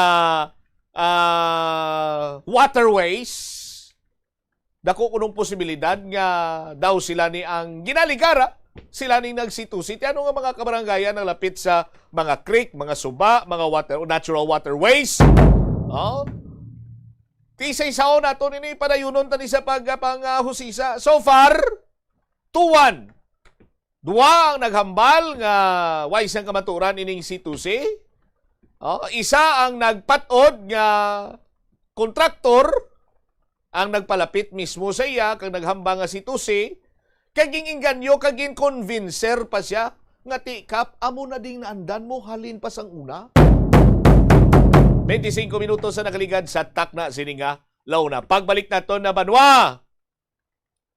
Mayor Raisa Treñas gin husay sanday Councilor Nene de la Liana, Councilor Cabaluna, kag Councilor Sarabia, matapos iyang ginbinghal ni Councilor Rex Sarabia si Councilor Sedfrey Cabaluna sang nakaligad siningadlaw during session.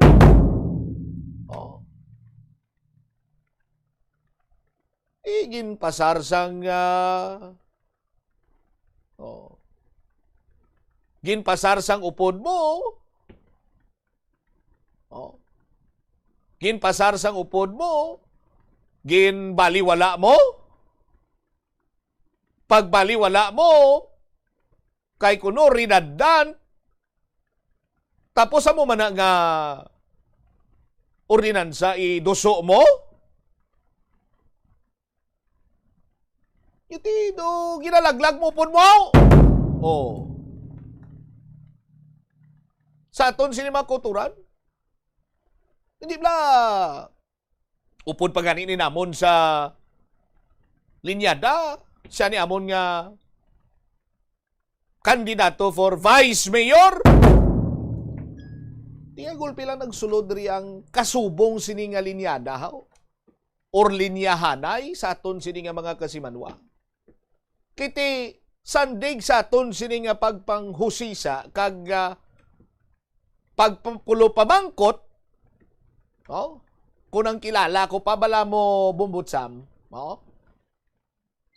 may deep throat kita dira.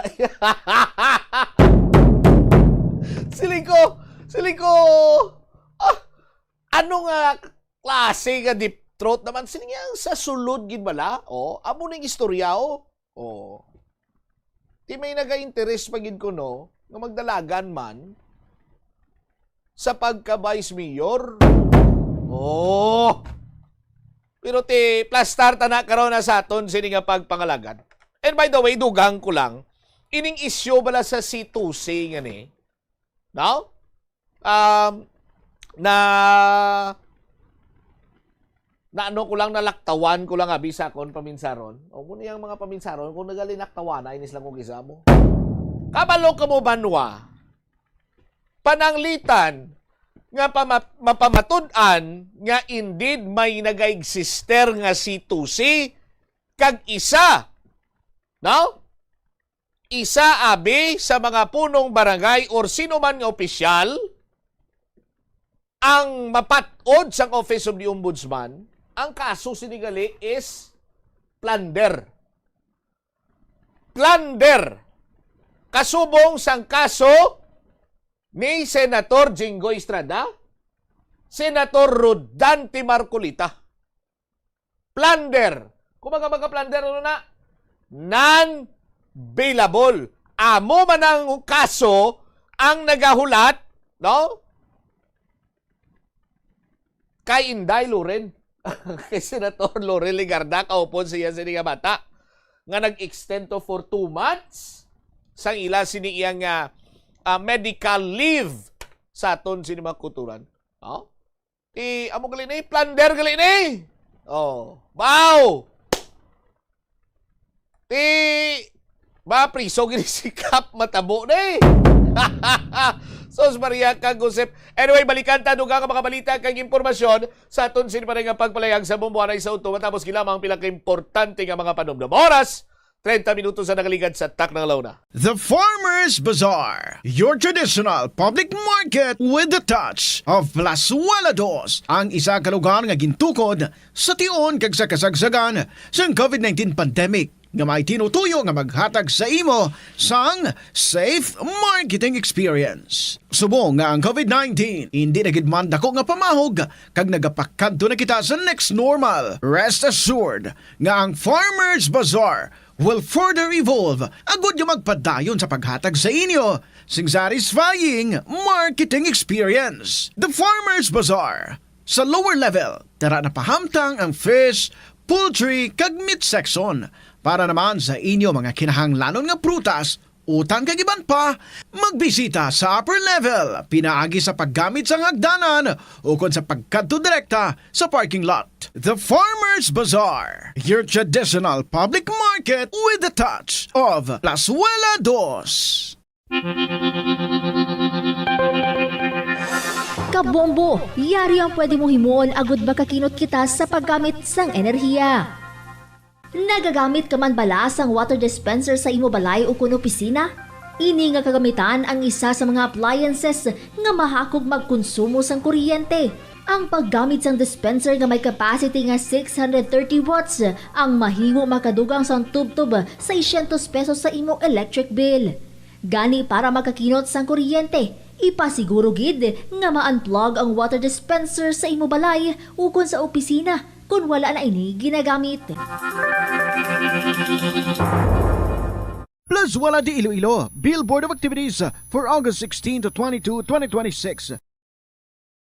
More excited than before.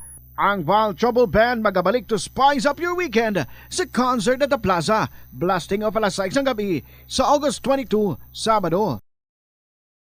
Sa tion sa musical show, napulo ka mga matahom nga Plazuela de Iloilo mags kag madamo pa nga iban ang igaparapol sa masuki sa Plazuela de Iloilo. Sa August 23, Domingo, ginaagdang tanan nga mangin kabahin sa Eucharistic celebration nga pagahiwaton sa Latolda sa among adlaw alas 11 sang aga. Sa tion sang Holy Mass, ipangamuyo naton sa Ginoo nga kita nga mga Pilipino ang padayon niya nga hatagan sang kabako dagod malampuasan ang internal kag external problems ang aton nga pungsod. Plazuela de Iloilo, we remain to be one with you in the common hope for a better community and a progressive country in 2026. Kung mahimo pa lang i-upgrade ang ginagamit mo nga bombilya sa LED lights. Nagadamo na sa karon ang mga panimalay nga nagagamit sang LED lights bangod magluwas nga matahom ini tulukon kag mas barato, mas makinot man ini sa konsumo sang kuryente kaysa sa mga halogen bulbs. Ang LED bulbs sa 25 times nga mas nagalawig kaysa incandescent bulbs kag 80% pa ini nga mas makinot sa enerhiya.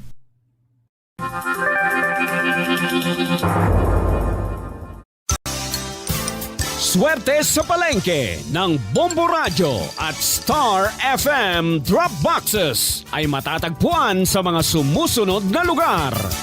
Happy Hour Dry House, Montinola Street, Santa Barbara, Iloilo. Henares Store, Pavia Public Market, Pavia, Iloilo. Queen Bank, San Miguel Branch, San Miguel, Iloilo. Bangga Badong Sabido Farmers Market, San Antonio, San Miguel, Iloilo. Queen Bank, Leon Branch, Leon, Iloilo. Lourdes Store, Leon Public Market, Leon, Iloilo. Ana Store, Tagbak Terminal, Haro, Iloilo City.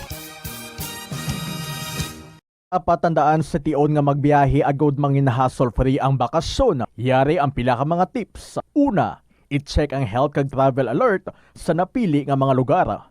Ikadua, magpili isang safe nga accommodation.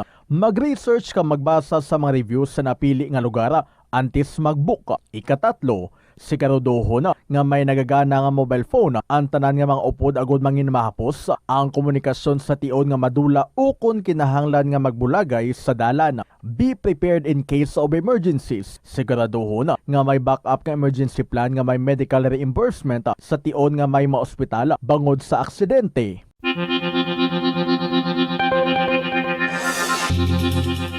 Sini nga panahon sang tag-ilinit, delikado ang sunog ilabi na sa sulod sang panimalay. Gani safety first ka Bombo, ilabi na kung ikaw ang nagaluto sa kusina.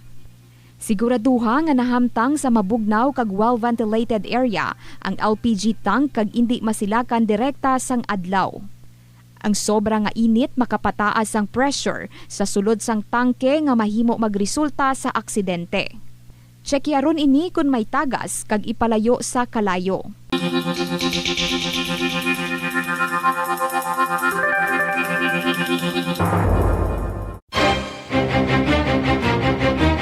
Problema sa susunod, ipabombo! Korupsyon sa gobyerno, ipabombo! Kakulang sang serbisyo sa matalatapan sang gobyerno, ipabombo! Inhustisya kag hindi patas nga pagtrato, ipabombo! Ipabombo! Programa sa Bombo Radio bilang dalampan sang banwa, ipabombo! Ipabombo!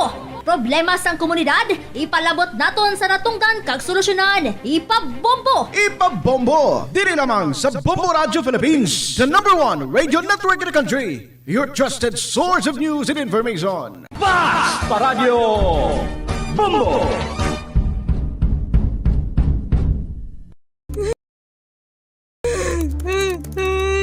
Hindi ako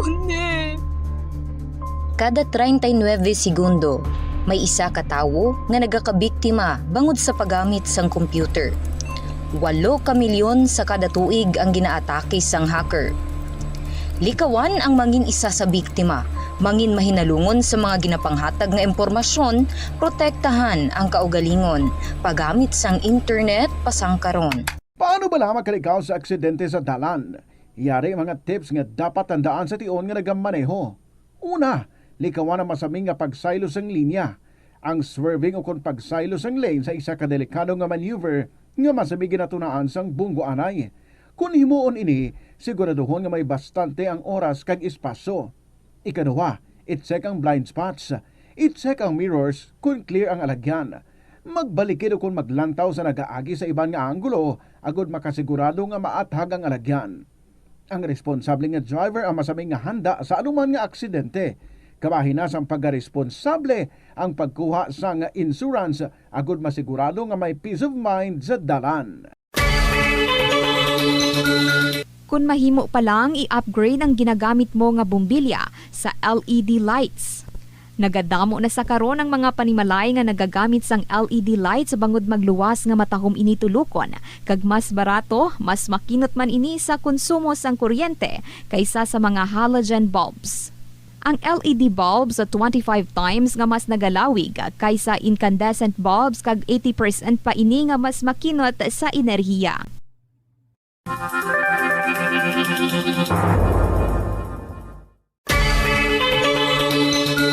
Kung nagabiyahe, dala ang salakyan, planuhi ang ruta, kag tingbo ng mga malipot nga ruta, kag isahon na lang agud makakinot sa gatong.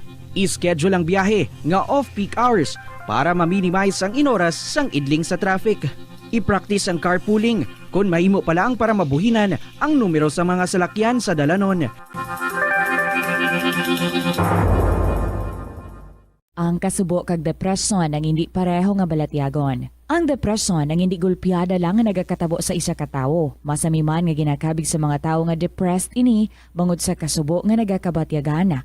Ang kasubo, temporaryo lang nga nagakabatyagan sang tawo kag masami nagadugay sang pilalang kaadlaw. Samtang, makabig naman nga nag-experience ikaw sang depresyon kung masobre na sa 3 ka bulan nga nagabatyag ikaw sang kasubo. Importante nga mahibaluan ang mga naga-trigger sa nga mga balatyagon, agud nga mahibaluan. 39 minutos na nagaligad sa takna sining launa. Balik na diri sa pagpangalagad sa Bombo Hanay sa udto sa DYFM Bombo Radyo Iloilo. Standby sa aton sining mga kauturan sa dugang mga balita kag impormasyon. Check naton ang follow-up report ni Bombo Irene Nanases.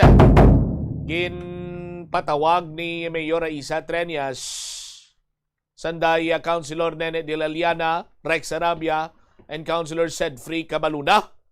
Ginpapanyapunan and as per information nga aton sining nabaton, ginhusay nila nga duwa kaupod sa iya sining manghod nga si Councilor Miguel Treñas kay nagribinta iya si Councilor Rex Arabia matapos nga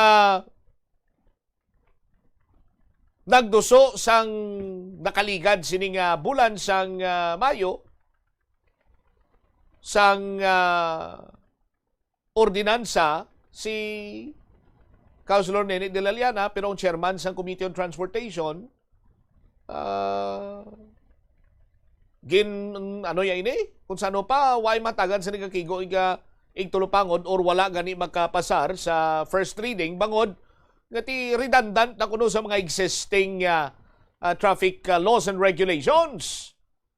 Now, months after, here comes Councilor Sedfrey Cabaluna nga nagduso sa ordinansa nga PACDOL ordinance. Ini matapos nga sa pedestrian lane, may isa ka driver sa single nga motorsiklo, ara siya sa pedestrian lane mismo, pinakdol siya sa pedestrian. Oh? So, ang bal ni Councilor Rex Arabia, dapat may sa parliamentary procedures ni, may mga amusin to, no? May ginasunod kita driyang mga pagsulundan sa aton sining mga kasimanwa. Oh. Iti nabasura na to tapos ikaw maduso ka sang parehos man sining ordinansa. No? Iti do ginalaglag mo yung upod mo. Hindi bla kandidato ka gani namon sa pagka vice mayor. Iti grupo mo, sunod mo sako, or grupo mo, laglag mo, doon mo silang istukada sa aton sinamaga si Manwa. Tigin patungan sang alkalde sang syudad sang Iloilo, kag sang iya sining utod niya, konsihal man. Pinatungan, nahusayan, kag sandig sa pinakaulihing nga laragway, nga nakuha sang ginpakigbahin sa Bombo Radio, sa aton sining mga kabombo, na hitso kang nahusayan gid man sila. Oh? Pero tiya mo na may nanotisyaran lang kita kaysa laragway sa aton sining mga kabombo. Oh, pakita lang laragway, engineer. Si Councilor Rex Arabia lang ya ang daw why nasadyahan kag why nalipay nga nahusayan sila. I-check ta ang follow-up report ni Bombo Irene Nanases. Bombo sa report, please go ahead. Ginhusay ni Iloilo City Mayor Isa Treñas paagi sa isa ka dinner meeting matapos ang tensyon sa tunga sa mga konsihal nga sanday Majority Floor Leader Councilor Rex Sarabia, Councilor Sedfrey Cabalona kag Councilor Jose Maria Nene de la Liana.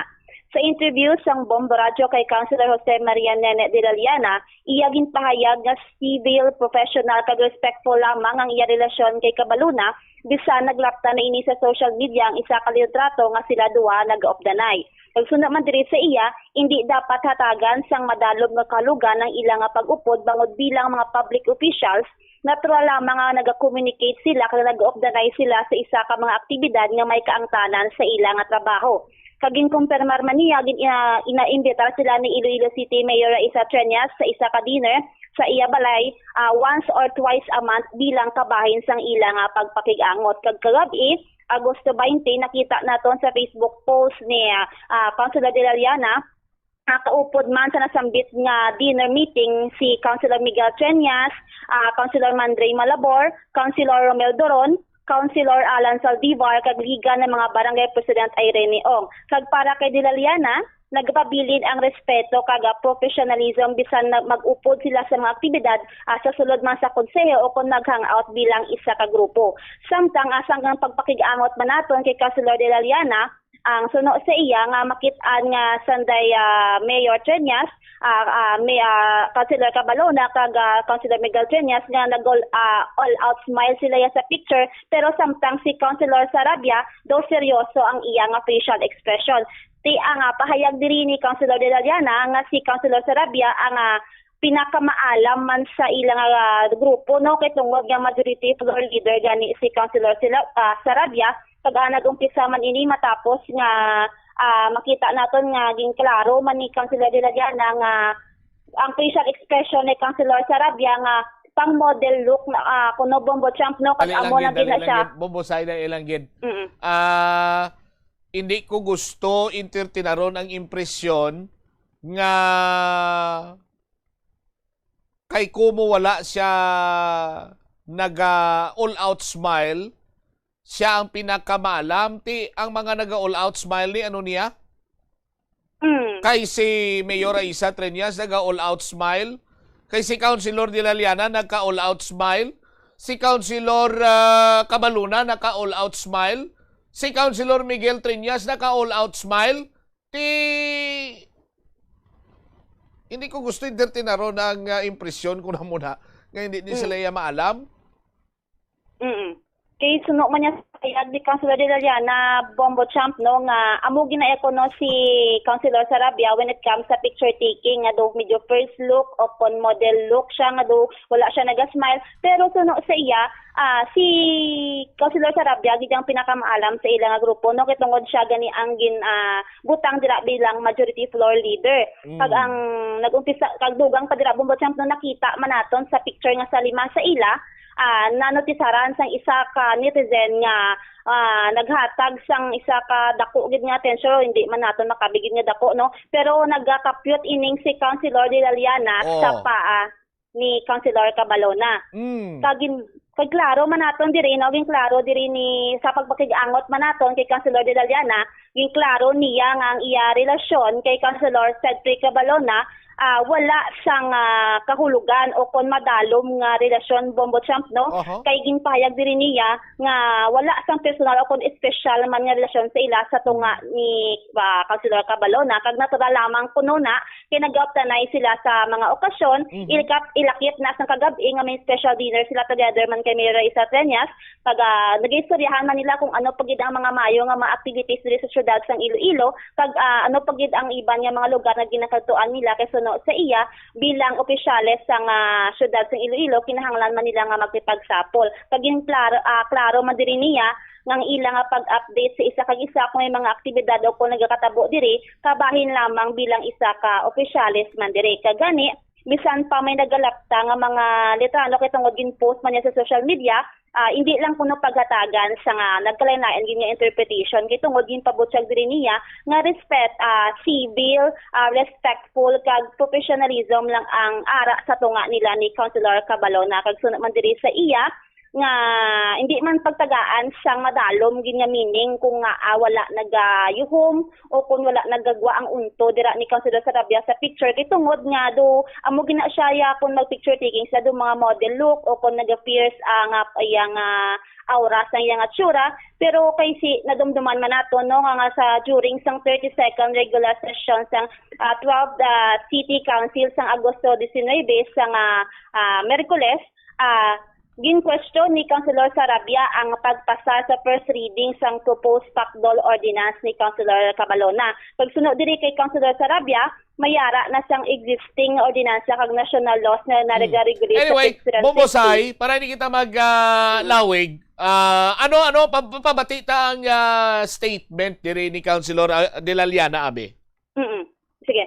Ariyati ba matian naton ang nanging pahayag ni Iloilo City Councilor Jose Maria Nene De La Liana. Well, kabalo ka no, kada at least siguro once or twice a month nagatanyapon kami na sa balay ni Mayor. Inimbitar kami kada at siguro once a month or twice a month. Dito kami naganyapon talaga sadya kami na dito.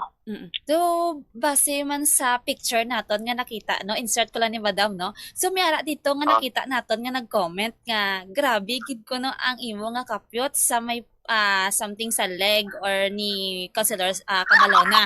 So, ano ni reaction niya diri, Madam, no?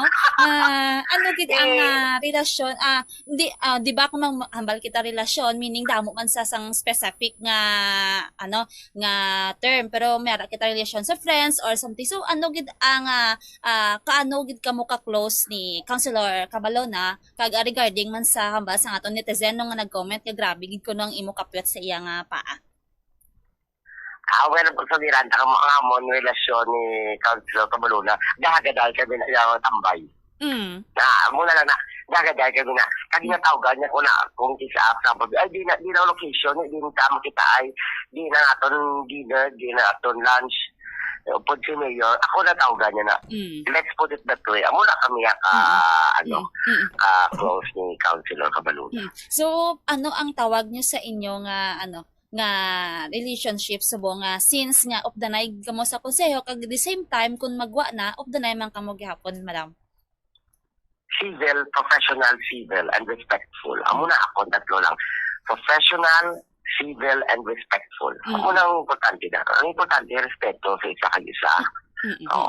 Pero kalimpahin ko lang Madam, no? Kasi siyempre, sa apat kamo, si Mayor Trias, si Councilor Cabalona, ikaw, kag si Councilor Miguel, na nga all out ang smile. Pero sometimes si Councilor Sarabia nga do medyo wala siya kabalo kung nalipay sa, or we would like to clarify if mo gina siya when it comes picture taking, Madam? Amo gina siya model look na siya.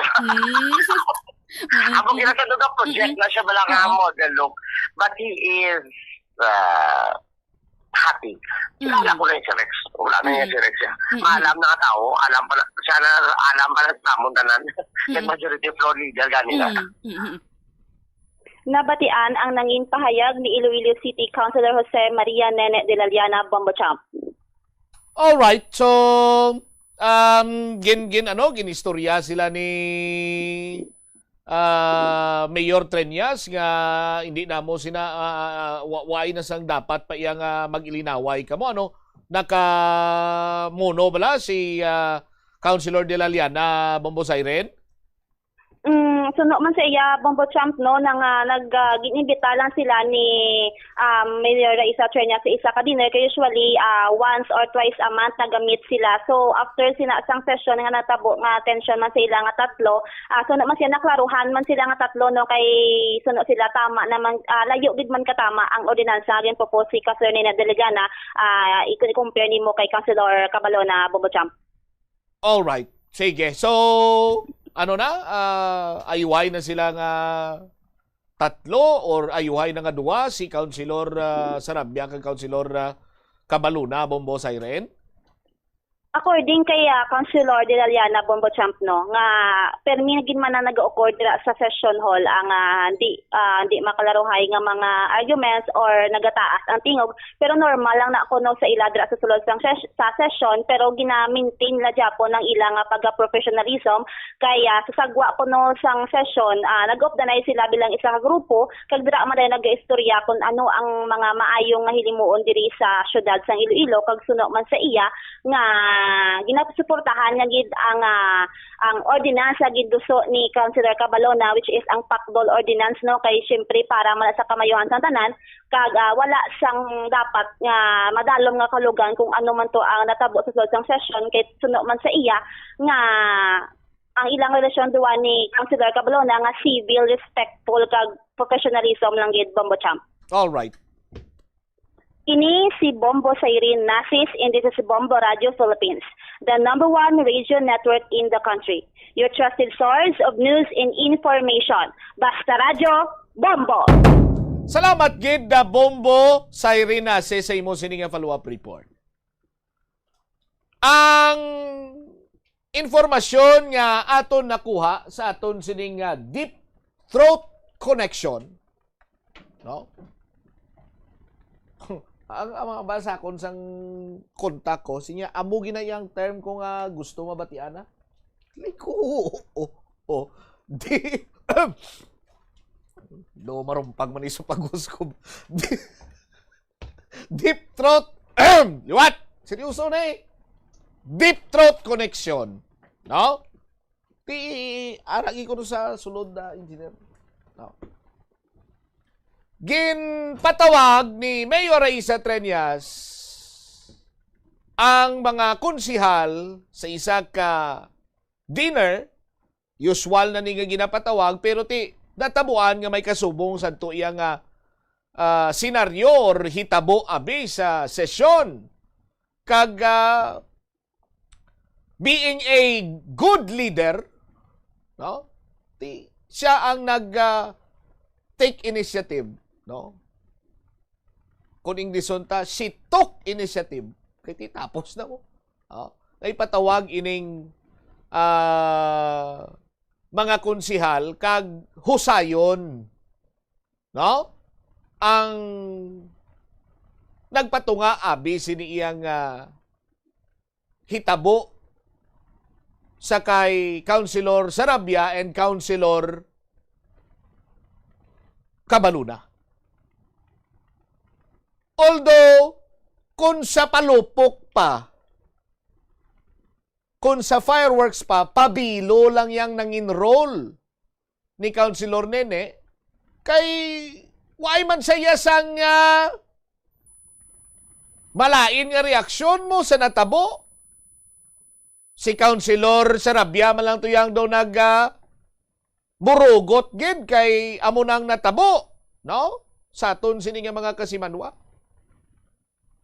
Di kung isa ka grupo, no, under the USWAG group, no, kalaway nga may nagailinaway.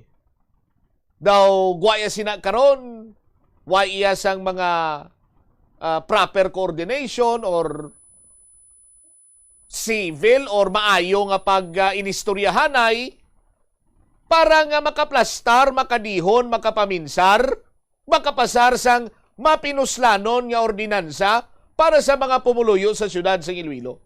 Ang guaya sina karon, daw mansig sila iya, patayog-tayog sang ila sining ihi. Daw kasubong sina karon nga luyag sang isa kag isa sa ila magin grand or outstanding. Oh? Pero technical-wise, mas detalyado ang ordinansa nga ginaduso karon ni Councilor Sedfrey Cabaluna. Sa aton sini nga mga kasimanwa.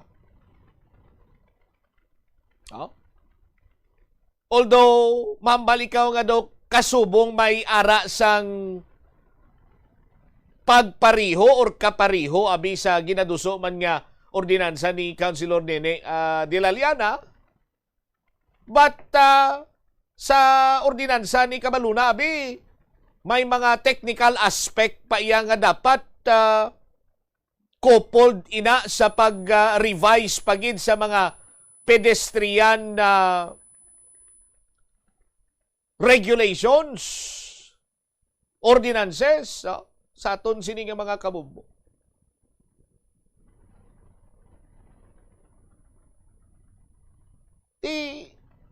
Nasaklaw siguro iya sa bahin ni Councilor Sarabia, kayang iya sining pag-interpret nga daw gusto lang yan ni Councilor Cabaluna nga siyang magwa-gwapo. Sa aton sini nga mga kauturan. Siya lang yang mayo. Pero tawo sa aton sini nga mga kauturan, ang instinct naton abi, siyempre masaklaw kagin man eh. Kung ako iya maglantaw, nasaklaw nga daan si Councilor Cabaluna sang nag-file ya sang ordinansa si Councilor Nene Dilaliana. Nga masaklaw siya, biti si Councilor Cabaluna ang chairman sang Transportation Committee. Di ba? Tapos mahalin pa ya siya kay Councilor Nene Dilaliana ang ordinansa. Iminsar man itong kurong isa na ano nito, lapawan niya pakwaw. Ti karon kay isa, abogado. Nangita siya nga hindi lang ya kay manabaw nga ordinansang dapat iduso diri kunti madamo nga aspito ang dapat tatagan sa nagakigo nga pagtamod. Ti kundi daw mas nangin mabugat iya karon ang ordinansa ni Councilor Sedfrey Cabaluna. Ti pero why man kung tani na sang nagakigo sining dapat iya po isan dira nga may magwa pa ya nga hibubunot nga madugay na nga ginatago gali kung mayara sang proper coordination. Pero ting information naton duway kuno sang coordination gaman. Why sang coordination kay as per our deep throat informant.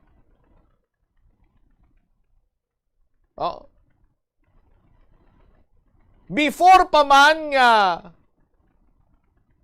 nagwa ining pag-float nga si Councilor Migs mapapili bilang congressman,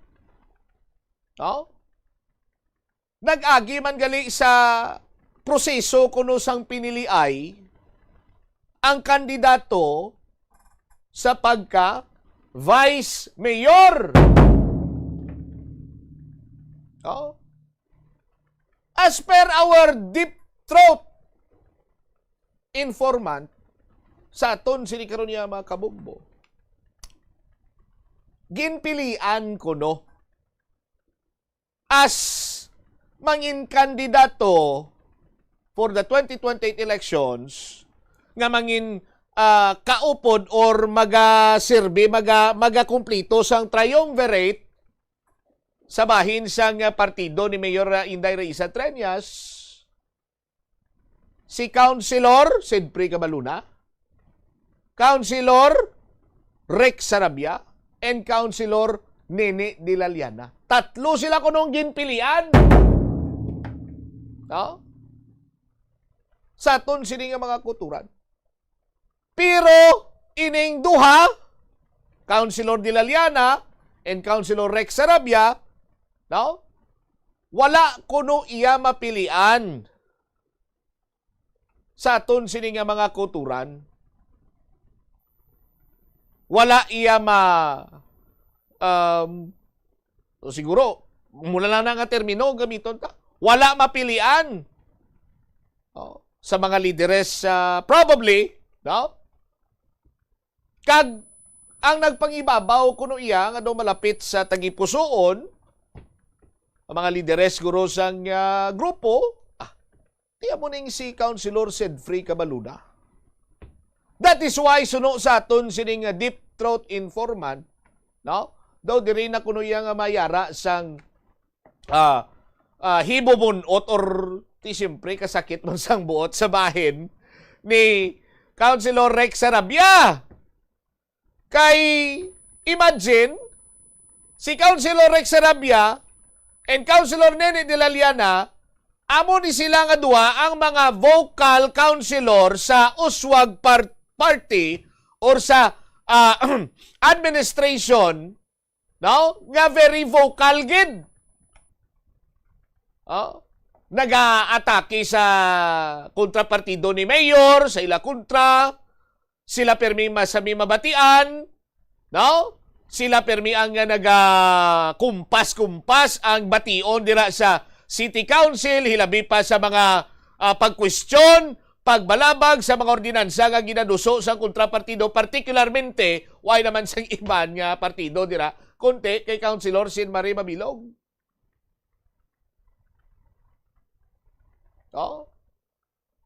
Diba?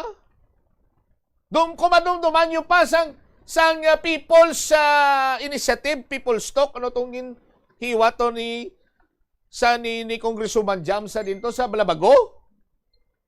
Sino to nagkadtuaw? Si Councilor Rex Sarabia kag si Councilor Nene de la Liana? Sa aton sinimakuturan?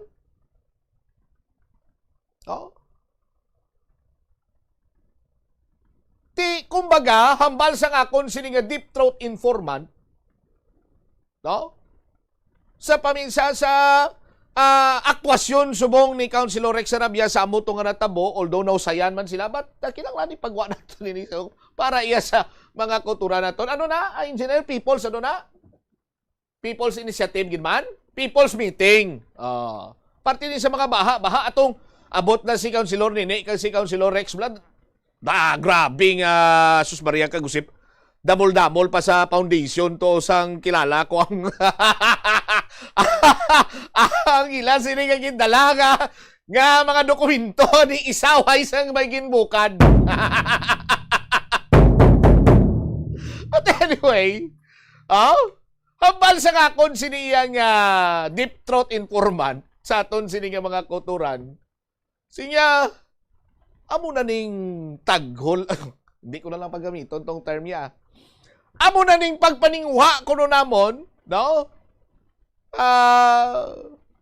Nga bombatson amon ang pangontra sang administrasyon, and yet common tao lang kami nagyapon now. Sa aton sini mga amo kuno na. Ang pagbasa sa aton siniyang deep throat connection informant, no? Kung nga naglabot sa punto nga siguro napuno na gid si Councilor Rex kag amo tong ginambal nga grupo, ikaw gani amon nga kandidato sa pagka vice mayor, laglagon miyang grupo. Pero pas na to kuno. Sa aton sini nga mga kasimanwa. Subong ayuhay na kay ginhusay kag nasettle na ni Mayor Raisa Treñas and Councilor Miguel Treñas. Rason nga ang caption gani ni Councilor Nene de la Liana is lidso, no? Lidso, butsilingon lidso. Sige alam la. Lidso, solid sila gyapon.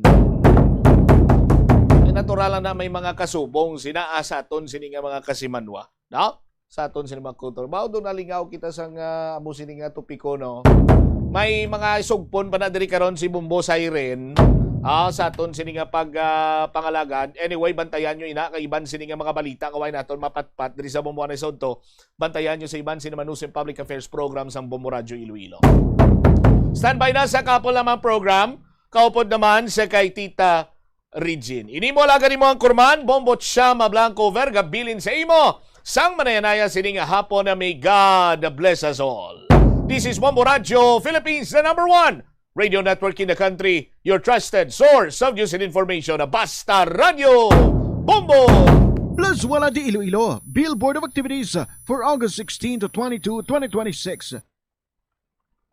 More excited than before, ang Val Trouble Band magabalik to spice up your weekend sa concert at the Plaza, blasting off alas 6 ng gabi sa August 22, Sabado. Sa tion sa musical show, napulo ka mga matahom nga Plus Wala di Iloilo mags kag madamo pa nga iban ang igaparapol sa masuki sa Plus Wala di Iloilo. Sa August 23, Domingo, ginaagdang tanan nga mangin kabahin sa Eucharistic celebration nga pagahiwaton sa Latolda sa among adlaw alas 11 sang aga. Sa tion sang Holy Mass, ipangamuyo naton sa Ginoo nga kita nga mga Pilipino ang padayon niya nga hatagan sang kabako dagod malampuasan ang internal kag external problems ang aton nga pungsod. Plus Wala di Iloilo, we remain to be one with you in the common hope for a better community and a progressive country in 2026. Shoutout sa mga call center agents dira pareha sa akon. I'm Star. Ang stress namon sa shift, grabe. Kapit na kang graveyard. Permi Pulaw, Hogwarts, Sabaw, you name it. Relate kita dira. Kung thing man nagsuggest sa akon sa stress tabs. With proper diet and exercise, ginabuligan sini nga mabalik ang mga nadulang nga nutrients sa akon bangod sa stress. Gani subong, fresh and focused with the help of stress tabs. Bisan stress sa shift, try nyo man bala. Guwapa ka. Stress tabs. Multivitamins plus iron is a generic name of stress tabs. If symptoms persist, consult your doctor. Panugyan na rin sa eksperto kung kwarta ang paghambalan. Apesar limitado ang imo abilidad nga mag-invest, ang gamay nga contribution sa investment accounts ang makabulig sa imo nga maggamit ang earned money nga maka-generate sang dugang nga income. Ikonsiderar ang pagbukas ng retirement account o kung iban nga investment account. The Farmers Bazaar, your traditional public market with the touch of Plus Wala Dos, ang isa ka lugar nga gintukod sa tion kag sa kasagsagan sa COVID-19 pandemic nga may tinutuyo nga maghatag sa imo sang safe marketing experience. Subong nga ang COVID-19 hindi na gid man dako nga pamahog kag nagapakadto na kita sa next normal. Rest assured nga ang Farmers Bazaar will further evolve agud yung magpadayon sa paghatag sa inyo sing satisfying marketing experience. The Farmers Bazaar. Sa lower level, tara na pahamtang ang fish, poultry, kag meat section para naman sa inyo mga kinahanglanon nga prutas, utang kag iban pa, magbisita sa upper level, pinaagi sa paggamit sa hagdanan o kon sa pagkadto direkta sa parking lot. The Farmers Bazaar, your traditional public market with the touch of Plus Wala Dos. Kabombo, yari ang pwede mong himuon agud makakinot kita sa paggamit sang enerhiya. Nagagamit ka man bala sang water dispenser sa imo balay o kuno opisina? Ini nga kagamitan ang isa sa mga appliances nga mahakog magkonsumo sang kuryente. Ang paggamit sang dispenser nga may capacity nga 630 watts ang mahimo makadugang sang tubtub sa 600 pesos sa imo electric bill. Gani para makakinot sang kuryente, ipasiguro gid nga ma-unplug ang water dispenser sa imo balay ukon sa opisina kung wala na ini ginagamit. Yari ang mga simpleng nga paagi agod makakinot sang tubig. Tinguba ang mga lalabahan kag tinguba man ang pagpanglaba. Ang pagpanglaba sang isa ka bes sa isa ka semana ang nagakinot sang naglabot sa 50 litro sang tubig. Kung nagagamit sang washing machine, iset ini sa mas manubo nga wash cycle. Makakinot ka na sa tubig, makakinot ka pa sa enerhiya. Hindi pagpunoon ang refrigerator. Kung sobra ang unod sang fridge, mabudlayan ini nga mapabilin ang tugnaw, nagahinay ang airflow kag mas madamo nga kuryente ang kinahanglan. Ipabilin nga matawhay ang unod kag painon ang mainit nga pagkaon antes ibutang sa fridge.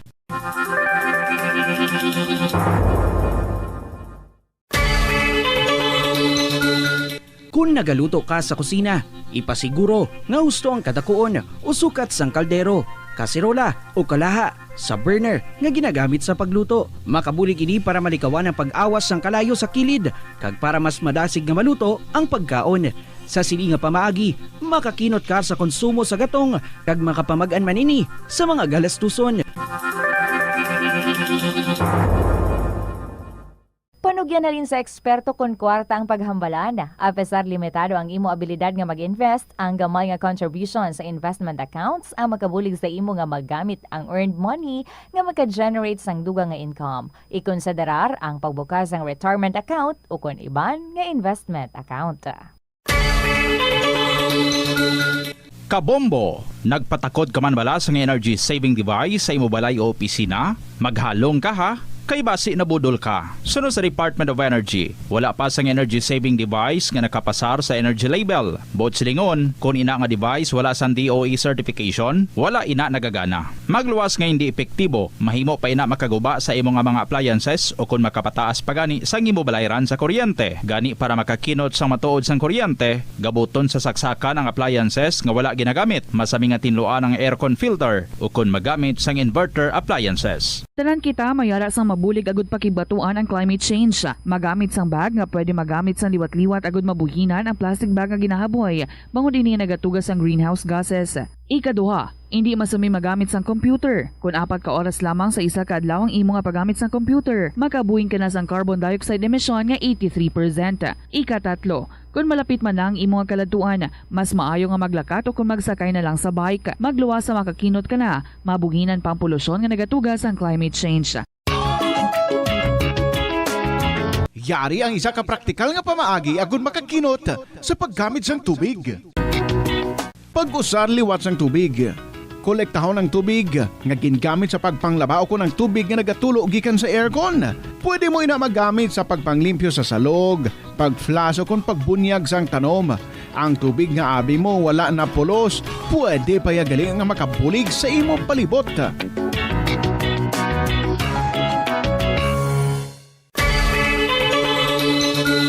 Limitahan ang pag-charge sang devices. Hindi pagpabayaan nga naka-plug ang phone, laptop o kung tablet kung puno na ang battery.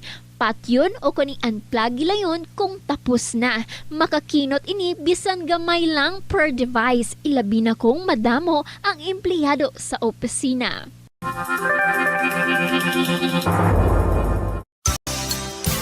Swerte sa palengke ng Bombo Radio at Star FM Drop Boxes ay matatagpuan sa mga sumusunod na lugar. Francine Store, Gimbal Public Market, Gimbal, Iloilo. Sari-Sari Bread Store, Tejero Street, Tigbawan, Iloilo. Olivares Ticketing Outlet, Oton Public Market, Oton, Iloilo. Robbie Jane Hardware, Barangay Teniente, Benito, Tubungan, Iloilo. R. Florete Pawn Shop and Jewelry Branches. And Hamtang, Sir Robinson's Main. Robinson's Haro. SM City, Iloilo. Plazuela 2. Caguanco Street, Iloilo City. Good manners and right conduct ang makabulig sa paghimo sang positive, respectful environment para sa pagtuon. Nagapakita ini sang pagtahod hindi lang sa mga manunudlo kundi mangin sa imo mga classmate kag sa school community. Mag-abot sa eskwelahan on time. Ang pag-abot sang late sa klase kag sa aktibidad ang nagapakita sang kakulang sang respeto sa oras sang iban. Magpamati sa imo maestra o kun maestro samtang nagadiscuss sang lesson kag sundon sang maayo kun may yara sang instructions. Tawgon nga ma'am o kun sir ang imo teacher o kun staff. Kun may pamangkot, ibayaw ang kamot, agud mahatagan ikaw sang kahigayunan nga makasabat. Maggamit sang please, thank you kag excuse me kung nagaistorya sa imo classmate o kung sino man ang imo ginaatubang. Likawan ang pagpanunlog. Celebrating 60 years of media excellence. 60 taon sa paglilingkod. 60 taon sa katotohanan. 60 taon sa pagtindig kasama ang sambayanang Pilipino. Ito ang Bombo Radio Philippines. Bombo Radio Philippines. Your trusted source of news and information. Basta Radio Bombo! Good afternoon sa inyo tanan mga kabombo. Welcome again diri sa kahapon lamang program, Friday edition. Kaupo din niyo si Tita Regine. Today is August 21 and we're honoring the late Senator Ninoy Aquino. Yes, mga kabombo, sa mga young ones nila, especially sa mga kabataan, nga hindi pa kakilala gyapon sa kay Ninoy. Sige, pwede ka mo nga maka-check sa kung sino si Ninoy sa itsura bla sa 500 pesos nga bill. Ang nagapanampuay na na siya, si Ninoy. Anyway, sa sining hapon, yari kita sa pagdulong sa inyo sa mga kasaysayan atong pagakuhaan sang kalingawan and at the same time, motivations, inspirations, and good examples, models para sa aton. Gani, stay put. Dira lang ka mo, obdanay kita this afternoon and while listening sa KLP, pwede maka-multitask. Pwede sa gihapon nyo nga makasulat sa inyong mga istorya and then you send sa kahapon lamang program DYFM, Bombo Radio, Iloilo, Sky City Tower, Mapa Street, Iloilo City. Nagabaton kita sa gihapon sang snail mail. O kung inang ginapang padala ninyo, ginahulog sa buson. Or pwede gid, no? Nga pwede ninyo nga mahapit diri sa estasyon sang Bombo. Diri kita sa may Mapa Street, Iloilo City. So you just write your stories kag ipadala or idulong ninyo sa Sky City Tower, Mapa Street, Iloilo City. 18 minutes after 2 o'clock and we're ready to give you ang atong ambahanon sa sining hapon from Adrian Vicencio. Kiss, Broken Hearts, Goodbye. Kaupo ninyo si Tita Regine. Welcome sa KLP.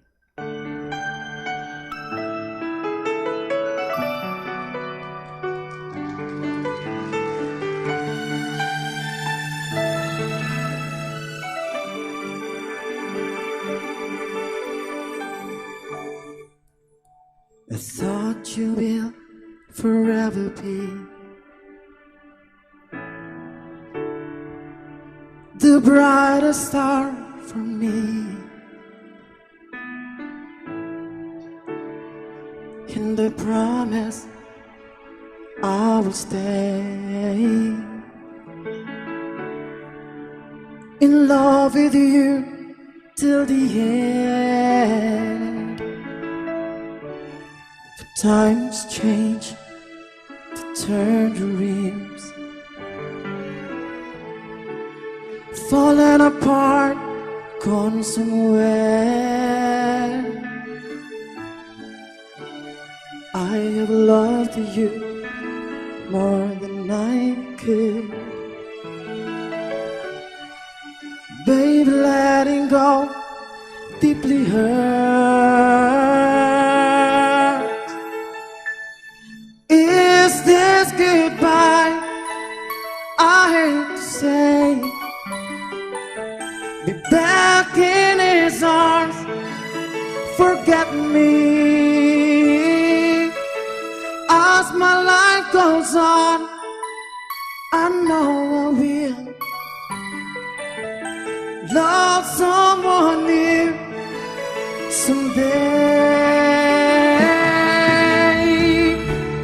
I have loved you, needed you,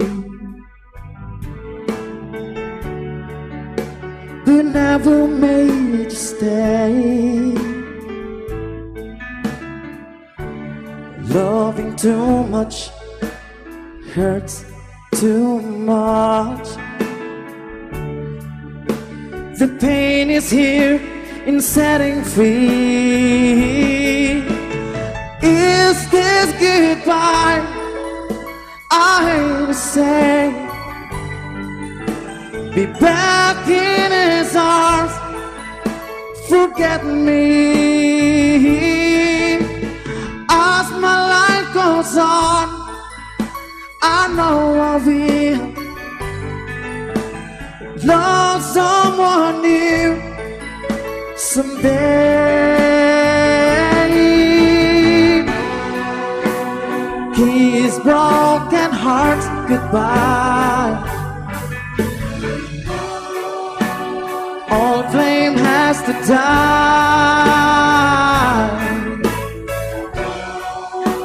No more tears to cry, never cry. Just these broken hearts, goodbye, goodbye. Is this goodbye? I hate to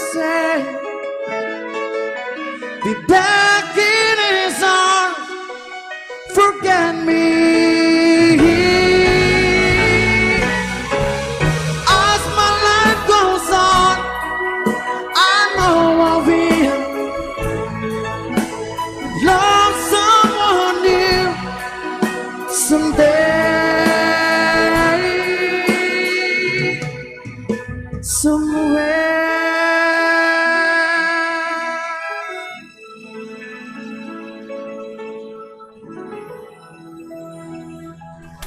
That's right, Kiss Broken Hearts. Goodbye, Adrian Vicencio, and say hello to tumitibok-tibok na puso. Alright, alas 2:22 ang ating nga oras. Damo sa mga letters, hingin padala din sa aton sininga week, si Student Mom, ato na baton. So, we have another story coming from Student Mom of Lambunaw. Dear Tita Regine.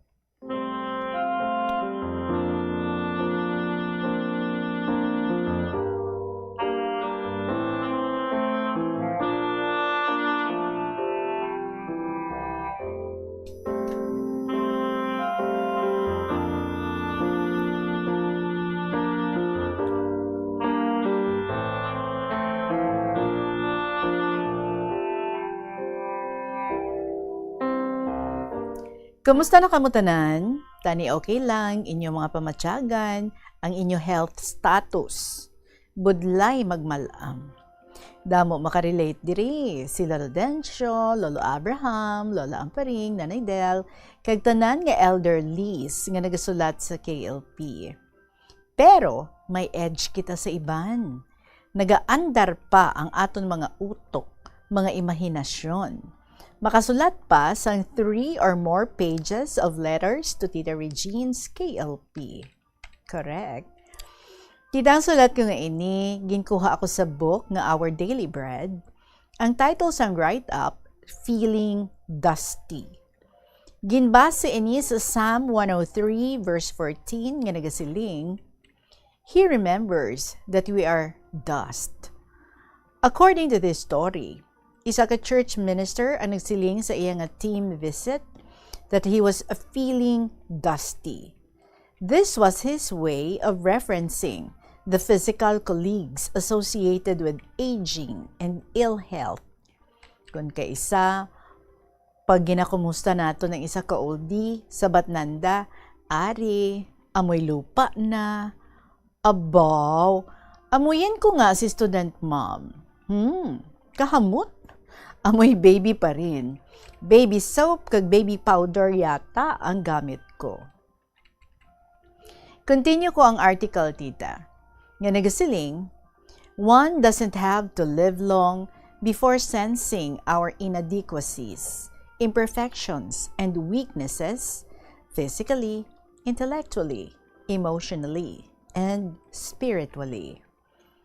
God is the person of His Son, Jesus, stepped into our fallen world and cares for those who experience the liabilities of human existence. From Psalm 103 verse 13. Furthermore, David wrote, He knows how he was formed. He remembers that there are dust. The term dust takes us back to Genesis. Then the Lord formed a man from the dust of the ground and breathed into his nostrils the breath of life. And the man became a living being. Te, amoy lupa na balaka mo? Kung huo ang imo sabat, welcome to the realities of earthly living. Remember, however, that when we feel more vulnerable, we're not left alone. So remember, however, that when we feel more vulnerable, we're not left alone. Our compassionate God knows and remembers. He demonstrated His love to us by sending His Son to provide forgiveness for earthly people like you and me. Whatever life may bring, may we trust in Him. Sa aton edad, nga kundiin, mabatyaga naton, nga masakit baywang ta, balakang, mga tuhod, o tiil ta. Whatever life may bring, may we trust in Him. Human limitations is but natural to the aged. Pero, samtang nagaginhawa pa kita, never ever forget to call on Him, to thank Him, and to adore Him. Bisan pa may mga problema kita, nakasala ka, or you find it hard to advance spiritually, then it's time for you to reflect on how God has helped you in the past, and then praise Him and ask Him to do it again. Thank Him, Ilibinigid, for receiving you by bringing you into His kingdom. Don't overlook the good things God have done for you in the past.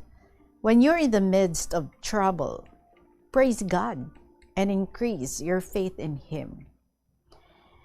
With Him, nga ara sa imong kilid, you can win any battle in your life. Tita, for God's goodness and kindness to me and my family, ginadedicate ko ang iningabil na laybay sa aton Ginoo. Ang tigulo, ang kaayos ang Ginoo sa akon kag sa pamilya ko. Salamat sa imo, Panginoong Diyos, sa mga kaayuhang sa amon ginpalambot. Sa kada adlaw sang amon kabuhi, pagtatap mo sa amon, wala mo gindili. Tanan namon nga kinahanglanon, imo ginahatag. Walay tupo nga kaalwan, imo ginpabatsyag. Sa mga katalagman, kami imo ginluwas. Sa mga temptasyon, kami nakatibawas. Sa kada oras ng amon kabuhi, padayon ang kaluoy mo, mga grasya, di ginbawi. Bisan sa amon kasalanan, ginpatawad mo kami. Ginkabig nga mga anak, amay kanamong mapagkandili.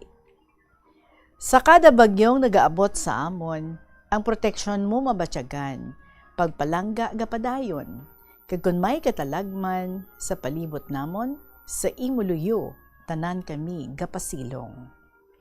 Wala ka man nagkulang sa paghatag sa amon, sa mga kinahanglanon, agud kami makapadayon, sa pagpangabuhi nga labing matawhay, o amay, salamat sa imo kaalwan.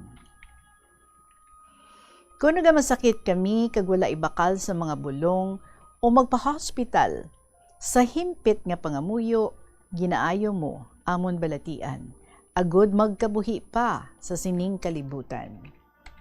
Ginasuksok namon imo mga panaming, ang sinturon sang kamatuoran ginusar namon, ang helmet sang salvasyon naghatag sa amon sang paglaom nga sa kaharian mo kami magapadulong.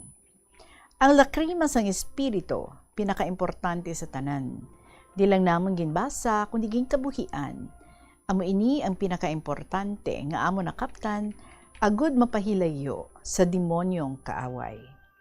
Ginbaton man namon nga kami makasasala, kag ang regalong salbasyon ni Kristo ginpasalamatan sang tagos sa amon mga tagipusoon, agud mabiyayaan sang eternal salvation nga promesa mo sa tanan.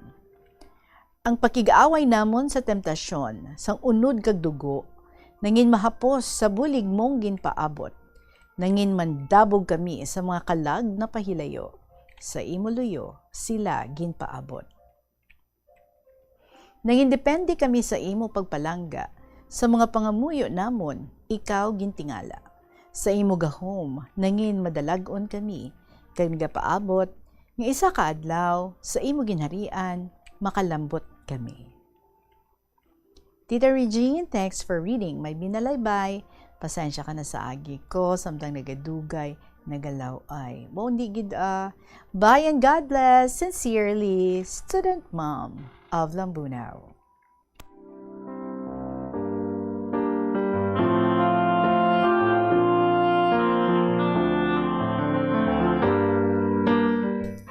Student Mom, kay ti diretso pa man ang aton pagbasa, sang imo din nga gina-share sa aton, so that means, no, legible pa man, katama, sang imo nga agi. And we thank you for the non-stop, beautiful things, nga naghatag inspirasyon diri sa amon, nagatandog sang amon nga tagipusoon, kag nagadabadaba, nagapadabadaba sang amon nga kasing-kasing, kag nagahatag gid sang meaning sa amon nga spiritual life, nagahatag sang giya sa amon. Padayon lang kita, salamat gid sa liwat. The Student Mom of Lambunaw. 2:32 ang aton nga oras. Magabalik ang KLP, kaupo ninyo si Tita Regine. Swerte sa palengke ng Bombo Radio at Star FM Drop Boxes ay matatagpuan sa mga sumusunod na lugar. Farmasya Fortuna, Poblasyon, Leganes, Iloilo. Queen Bank, Zaraga Branch, Zaraga, Iloilo. ENS Store, Bangga Bante, Zaraga, Iloilo. Neats Bakery, Aurora Street, Dumangas, Iloilo. Bedurias Minimart, Barotac Nuevo Public Market, Barotac Nuevo, Iloilo. Pototan Farmers Multipurpose Cooperative, Old Public Market, Pototan, Iloilo. Suerte Enterprises, Zuliesta Street, Poblasyon, New Lucena, Iloilo.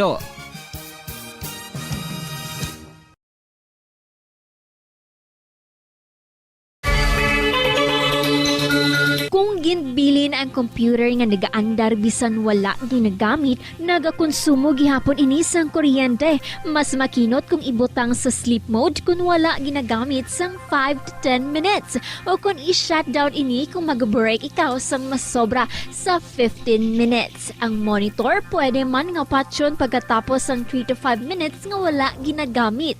Sa sini nga paagi makakinot ang opisina sang dako nga kuryente kada bulan. May kilala ka bala nga mga bata nga mahilig sa video games? Nagausik bala ini sang inoras sa paghampang sang iya ginakaad. Balik kita diri sa KLP kag may kasugpo naman ang ginaistorya diri sa aton ni Mr. MSS ang Quezon City. Ever dearest, Tita Regine.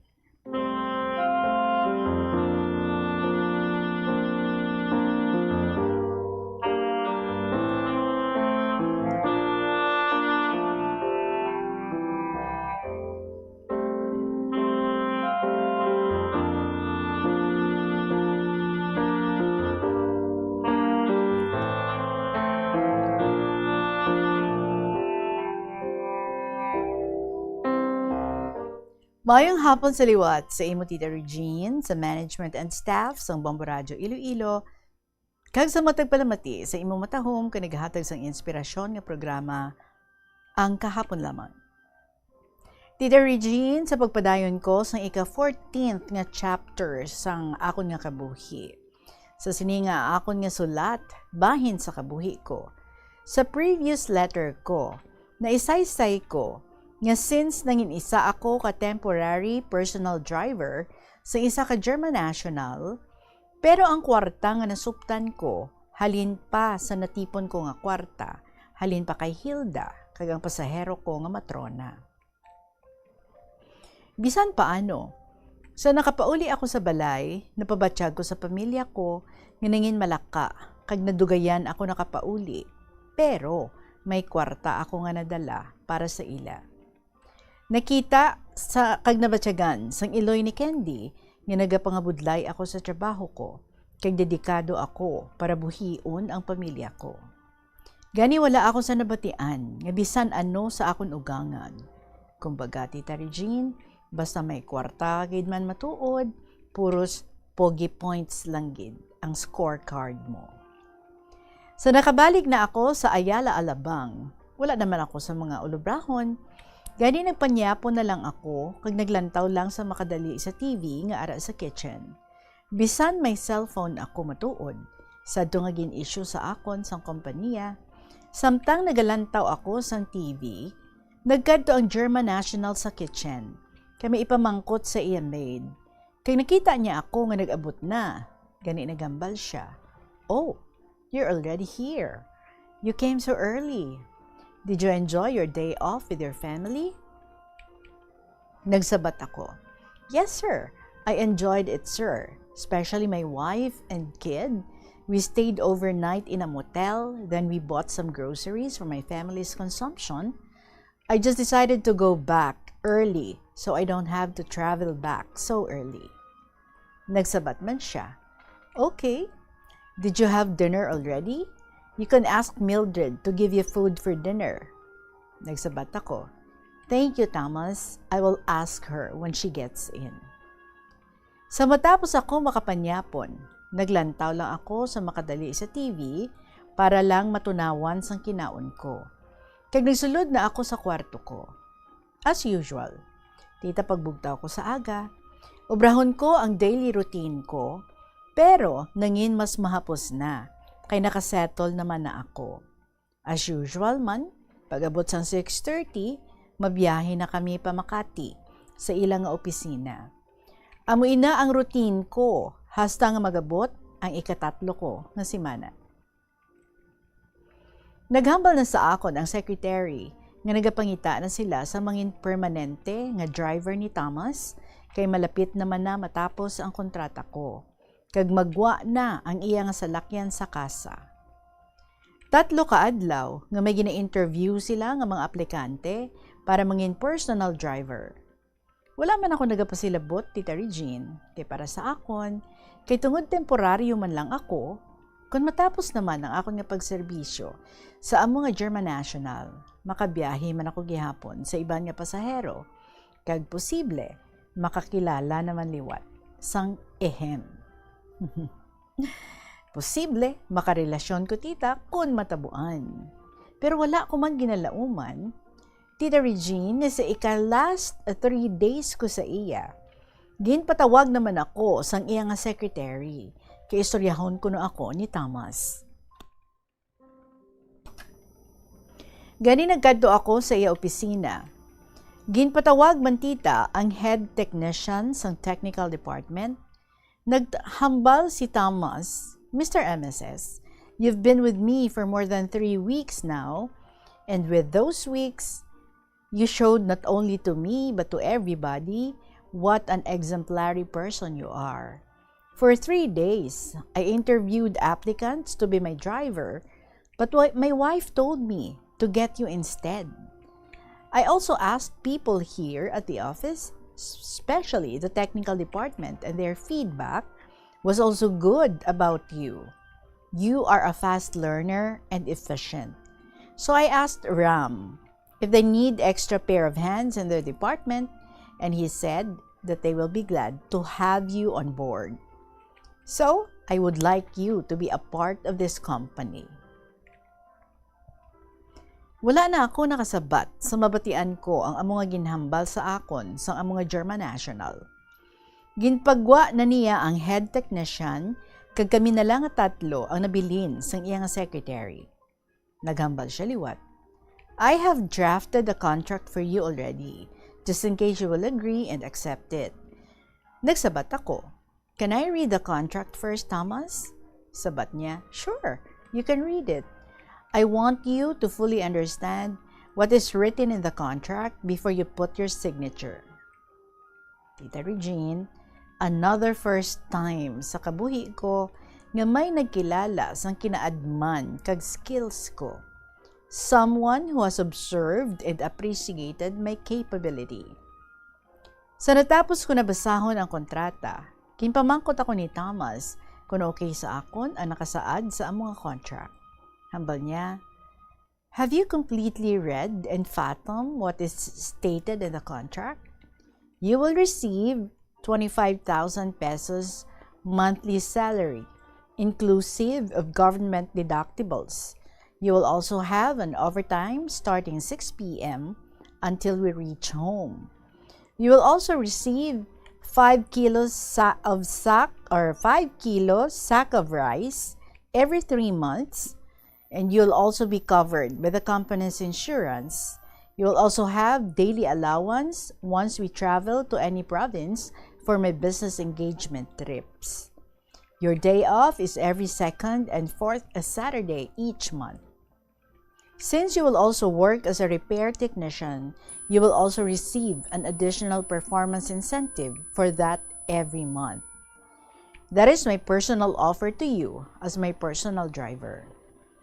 I don't want to go over with a new one and start over again. Nagsabat ako. I fully understand what is written in the contract, but can I ask for at least 1 day to think about it, Thomas, sir? I never expected that this will happen. All I know is that we will go separate ways once my service with you is done. But now, this will be a game-changing for me. Naghambal siya. It's okay. You can have the time to think about it. Sang time nga to Tita Regine, madamo sa nagadalagan sa pensar ko. Medyo nagamuhan ako kung batunon ko bala ang gina-offer sa akon. Kung himuon ko ina, hindi bala nga pensaro ni Bong nga wala ako sa kabalaslan sa iya? Paano na lang ang service ko kag mga biyahe ko? Ang service ko nga L300 van nga ginpanami ko ang ihitsura. Ang mga mangin future ko pa nga karelasyon kung matabuan nga manaog ako sa trabaho ko bilang isa ka rent-a-car driver. Ang mga kaupod ko nga mga drivers, hindi ko na sila makita. Ang ruta ko, isa na lang. Ugaling, hambal ko man, once in a lifetime ko man nga mangin isa ka company driver nga may full benefits kag overtime. Kag isa pa, mayo man ang ginatulugan ko. Kag na-experience ko naman ang pangabuhi sa isa ka nag-estar sa sulod sa first class nga subdivision. Amo lang inaugaling kay hindi na ako exposed sa mga nagkalain-lain nga mga pasahero nga pwede ko pa makilala. Pero hambal ko sa kaugalingon ko, sige lang gani Total, may security naman ako diri sa kumpanya nga ini. Gani Tita Regine, pagkaaga sunod nga adlaw.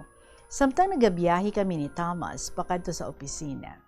Naghambal ako sa iya, "Thomas, sir, after thinking it over the whole night and considering all the opportunities I might miss in the rent-a-car and my travel experience will be also become limited, the people and passengers that I will also meet in the future will be gone, I will accept your offer for the reason that I met you for probably a better reason. I also want for you to experience that not all Filipino drivers are just taking advantage of foreigners. I will not let you down, but I just need to properly say goodbye to my other employer. He doesn't know about my decision yet. I'm pretty sure he will be surprised once he finds out." Nagsabat siya, "Okay, on your day off, you can do that." Nagabot naman na ang adlaw, nga igapag-release na ang iyang salakyan sa kasa. So ako na lang ang nagkadto sa kasa para i-claim ang amo nga salakyan. Pagabot sang alas 6 sa gabi, ako na lang ang nag-drive sang L300 van pauli sa Ayala, Alabang, kay ang Nissan Patrol, ang boss ko ang mag-drive papauli. Oo, Tita Regine, tama ang nabasahan mo.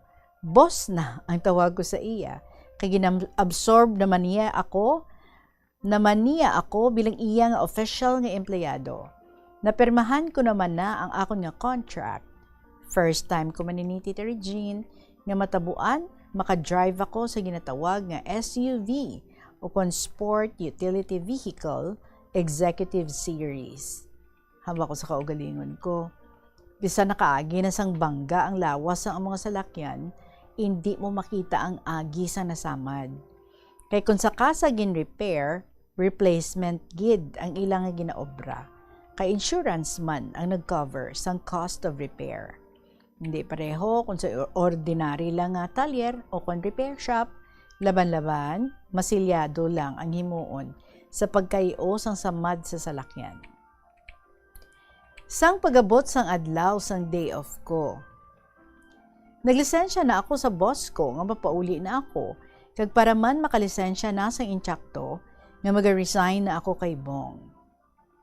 Samtang nag-drive ako pauli pakadto sa opisina ni Bong, hindi ako makahibalo kung paano ko suguran ang paghambal kay Bong nga mag-resign na ako sa iya.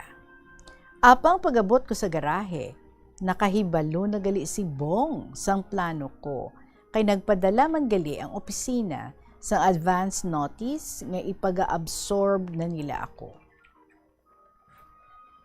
Nakahangop man kuno siya sa sitwasyon ko. Hambal pagani niya, okay naman na sa akon, or okay naman sa akin na kukunin ka nila kahit na alam ko mawawalan ako ng isang mahusay at multi-skilled na driver na katulad mo. At a very young age, napakita mo sa amin na mga nakasama mo na mahusay kang makisama. Kaya nga, napaibig mo si Hilda At yung isang VIP na pasahero mo, masyado mo kasing ginalingan. Sige, good luck sa magiging buhay mo sa Ayala Alabang. Bukas naman, anytime, ang gate dito para sa'yo kung gusto mong bumalik bilang driver. Okay? Mamimiss ka ng L300 mo. Mapupunta naman yan kay Victor. Sige, ingat ka na lang. Amo lang ato, Tita Regine, kag naglakat na ako pauli sa balay para mag-day off. Pag-abot ko sa balay, naabtan ko si Candy kag ang bata ko nga ara sa hallway sang tenement kag nagapang manicure. Nagdalaga ng bata ko palapit sa akon kag ginkarga ko siya kag ginhatag ko ang pasalubong ko para sa iya. Nagtindog man si Candy kag nagpalapit para mag-kiss sa akon kag namangkot, "Aalis ba ulit tayo?" Sabat ko, "Ikaw, gusto ko lang sana makapagpahinga, pero kung gusto mo, sige, magbihis kayo ni Paul." Sabat niya, "Sige, pahinga ka muna sa loob. Tatapusin ko lang itong minamanicure ko." Gani nagsulod na lang ako sa unit kag nagbisa sa ugangan ko. As usual, ginatagan ko man siya sang kwarta para malipay man siya kag hindi puro wakal ang mabatian ko. Namangkot na lang siya sa akon kung magwa kami kag malagaw. Hambal ko na ma-overnight na lang kami sa gwa kag sa motel matulog. Naghambal ang ugangan ko. "Sige, ingat kayo ha, at sana wag mo na munang dagdagan yung anak niyo. Mag-ipon na muna kayo." Tita Regine, sang time nga ato nga nabatian ko halin sa ugangan ko, do di manami sa pamatian ko ang iya ginhambal. Pero nakabatsyag ako sang kaugot. Hambal ko sa kaugalingon ko. Nga magahambal man siya sa akon kung anong himuon ko. Nagasakripisyo ako nga malayo sa pamilya ko para lang may bastante nga kwarta nga masuportahan ang pamilya ko. Nalipat na sila nga si Candy ang ginhalinan sang tanan kung ano ang estado namon subong. Naghipo sala ako, Tita Regine. Nagkadto kami sa sikat kag dako nga mall diri sa Fairview. Ginpahampang ko ang bata ko sa arcade. Nagbakal ako sa madamo nga coins. Si Candy naman nagkadto sa isa ka butik kag nagbakal sang, as usual, ang iya hilig nga mga makeup kag kikay-kit. Nabatyagan ko man bisan paano nangin malipayon sila nga duha. Tita, sa nakabatsyag na sila nga duha sang kagutom, nagkadto na kami sa food court.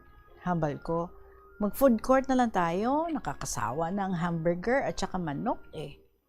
Ugaling nagsabat si Candy, yun ang gusto ng anak mo eh. Lagi niya yan sinasabi na gusto niya dyan kumain. Wala ako nahimo, kundi pasugta na lang sila. Naghambal na lang si Candy sa akon. Ako na lang mamaya ang babawi sa'yo. Na-miss na kita eh. Kita mo nga kada uwi mo, pumuputi ka na and gumugwapo. Baka naman may nagpapagwapo na sa'yo sa Alabang, ha? Lagot sa akin yan. Aawayin ko yan. Sabat ko, walang ganun sa utak ko. Alam mo namang ikaw lang ang mundo ko. Pero wala man siya kabalo sa mga nagkalatabo sa akon. Dugang ko pa, kita mo naman, kada uwi ko, lahat ibinibigay ko para sa'yo. Para hindi ka na nag-iisip ng kung ano-ano. Basta ang sa akin lang, hindi mo din ako magagawang lukuhin. Sabat niya liwat sa akon. Okay, sige na nga.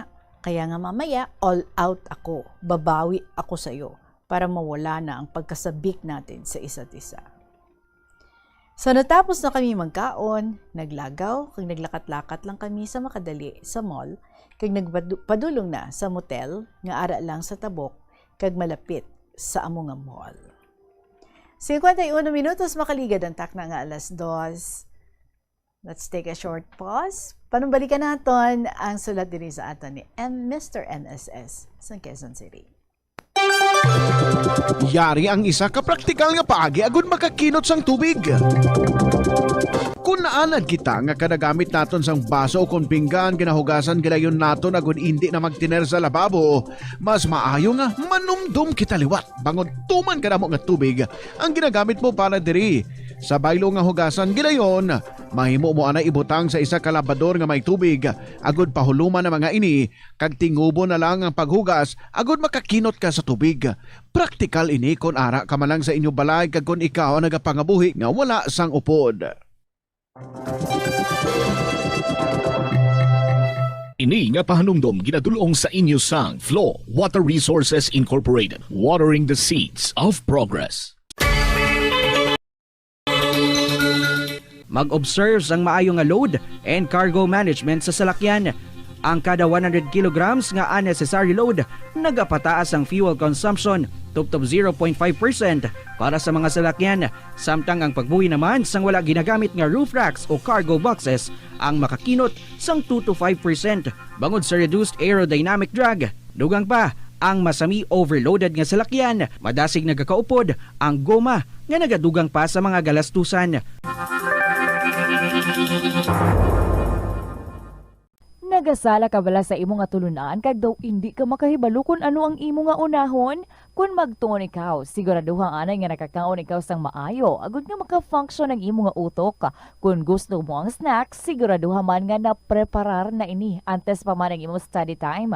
Bangod basi, mawili ikaw sa pagkuti sang imo nga pagkaon kag ma-distract ikaw sa imo nga tulunan. Siguraduhan man nga tapos na ang imo nga olobrahon sa sulod sang balay para nga makalikaw sa interruption kag para sigurado naman nga maka-relax ikaw kung matapos mo na ang pag-review.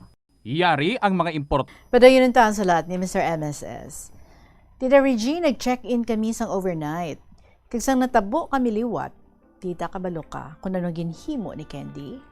Wala siya nagpasugot nga mag-withdrawal ako kay hindi siya luyag nga mabitin. Pasayluhan naman ako, Tita Regine, kung may pagka-rated R ang ginasugid ko, kay amo ini ang kinahanglan ko isaysay. Kung paano nadugangan sa ikaduha ang bata ko kay Candy. Sa matapos kami, nagambala ko sa iya, Candy, ano na naman ito? Panibagong magiging problema na natin to. Nagsabat siya, hindi yan problema. Gusto ko ulit magka-baby tayo. Handa ako para dyan. Kaya okay lang yan. Mahal kita at mahal mo din ako. Kakayanin nating dalawa yan. Sa pagkabati ko sa ginambal niya, nag-home na lang ako. Kaginambalan ko siya. Kung ganun naman pala sige pa, isang round pa. Ha. Sa matapos kami, kagapahuway na, ginambalan ko si Candy sa mga nagkalatabo sa akon. Ginsugid ko sa iya nga naghalina ako sa rent-a-car kay ginkuha na ako sang boss ko nga German.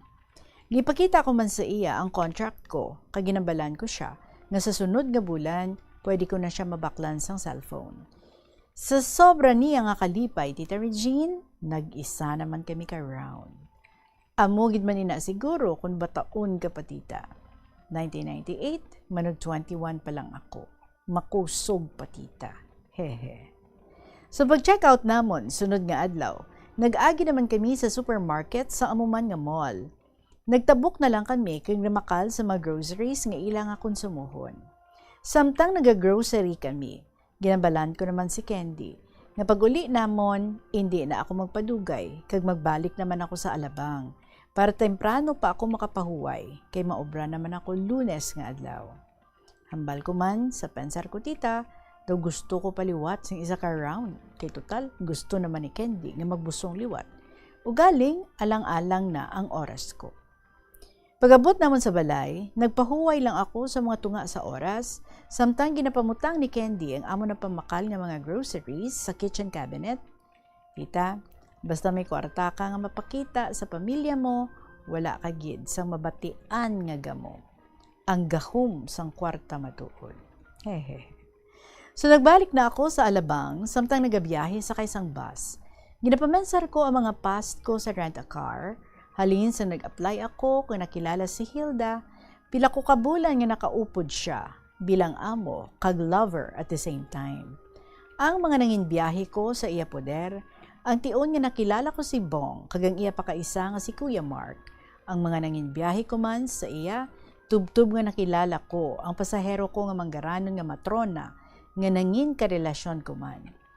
Ginapensar ko man ang L300 nga nangin service ko Sa halos 2 ka tuig, nga medyo nasubuan ako, kay do sa pamatsyag ko, ginbayaan ko ang service ko sang halos 2 ka tuig nga ginhalungan ko. Subong, ipaga-drive na sang iban. Pero hambal ko man, amugid man ina ang kabuhi. I have better endeavor that came, so I have to grab it. Isa pa, mas manami man ang ipaga-drive ko nga salakyan, kag permi pa ako nakabarong. Gani mo lang ina ang ginapensar ko hasta matulugan ako sa bus pakadto sa Ayala Alabang. Sa liwat, Tita Regine, diri ko naman anay ipagapos ang sulat ko tungod sa kabuhi ko nga ginashare sa tanan nga mga KLP lovers, letter senders, kag listeners, sa mga classmates ko. Madamo naman kamo kung isa-isahon ko, pero promise ko, sa masunod ko nga letter, isa-isahon ko gid kamo. I thank you very much, Tita Regine, for the opportunity you are giving me to share my stories about my past that made me who I am and what I am today, and my life is still a continuing journey, and until the time comes that I may be laid to rest, I know that we will all reach the end of our journey someday. Gani, Tita Regine, madamo nga salamat sa tanan-tanan. Ang imong nga malawig nga pasensya kag wala nakakapoy sa pagbasa sa among mga kasaysayan sa kabuhi. Lubos nga matinahuron, Mr. MSS of Quezon City.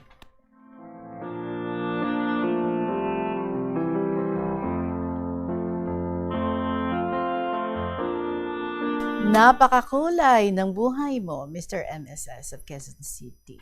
May pula, may puti, may yellow, may black, may purple, tanan na lang. Anyway, as you have said, why pa din natapos ang imong pag-share sa amon. So nadugangan gid man bala ang imo anak sa kay Candy? Pila pa kabilog? We're interested to know. Amo ni na nga hulaton kag we're looking forward to that. Thank you once again, Mr. MSS of Quezon City. Another thing that I look forward to, nagikan sa inyo, nga mabaton ko diri sa KLP, mga kabombo, ang inyo nga mga istorya. Gani, paki-email na. Kung tapos na ina, paki-email nyo na. Sa bombo_iloilo@bomboradio.info or kung ginsulat ninyo ina, ipadala nyo lang. Sa kahapon lamang program, DYFM, Bombo Radio, Iloilo, Sky City Tower, Maple Street, Iloilo City. Buwas, I hope, ox na ikaw dira, mamang sang agtabo, Pasig City. Kita ay kita diri before 2 o'clock diri sa Bombo Radio. Maga-interview ako sa imo. And hindi mo gid pagkalipatan sa pag-bring ang imo nga ginpa-Xerox 2 copies ng imo nga ID. See you tomorrow, mamang sang agtabo, Pasig City. And see you everyone. Buwas, sa liwat nato nga pag-ubnanay. Magasunod na ang mga dramas kada hapon tuyang Ermitanya, Provincial Jail, kag ang Dear Diary. Balikay kita buwas sa gihapon ininyo nga alagad si Tita Regine para sa kahapon lamang program. Good afternoon and God bless.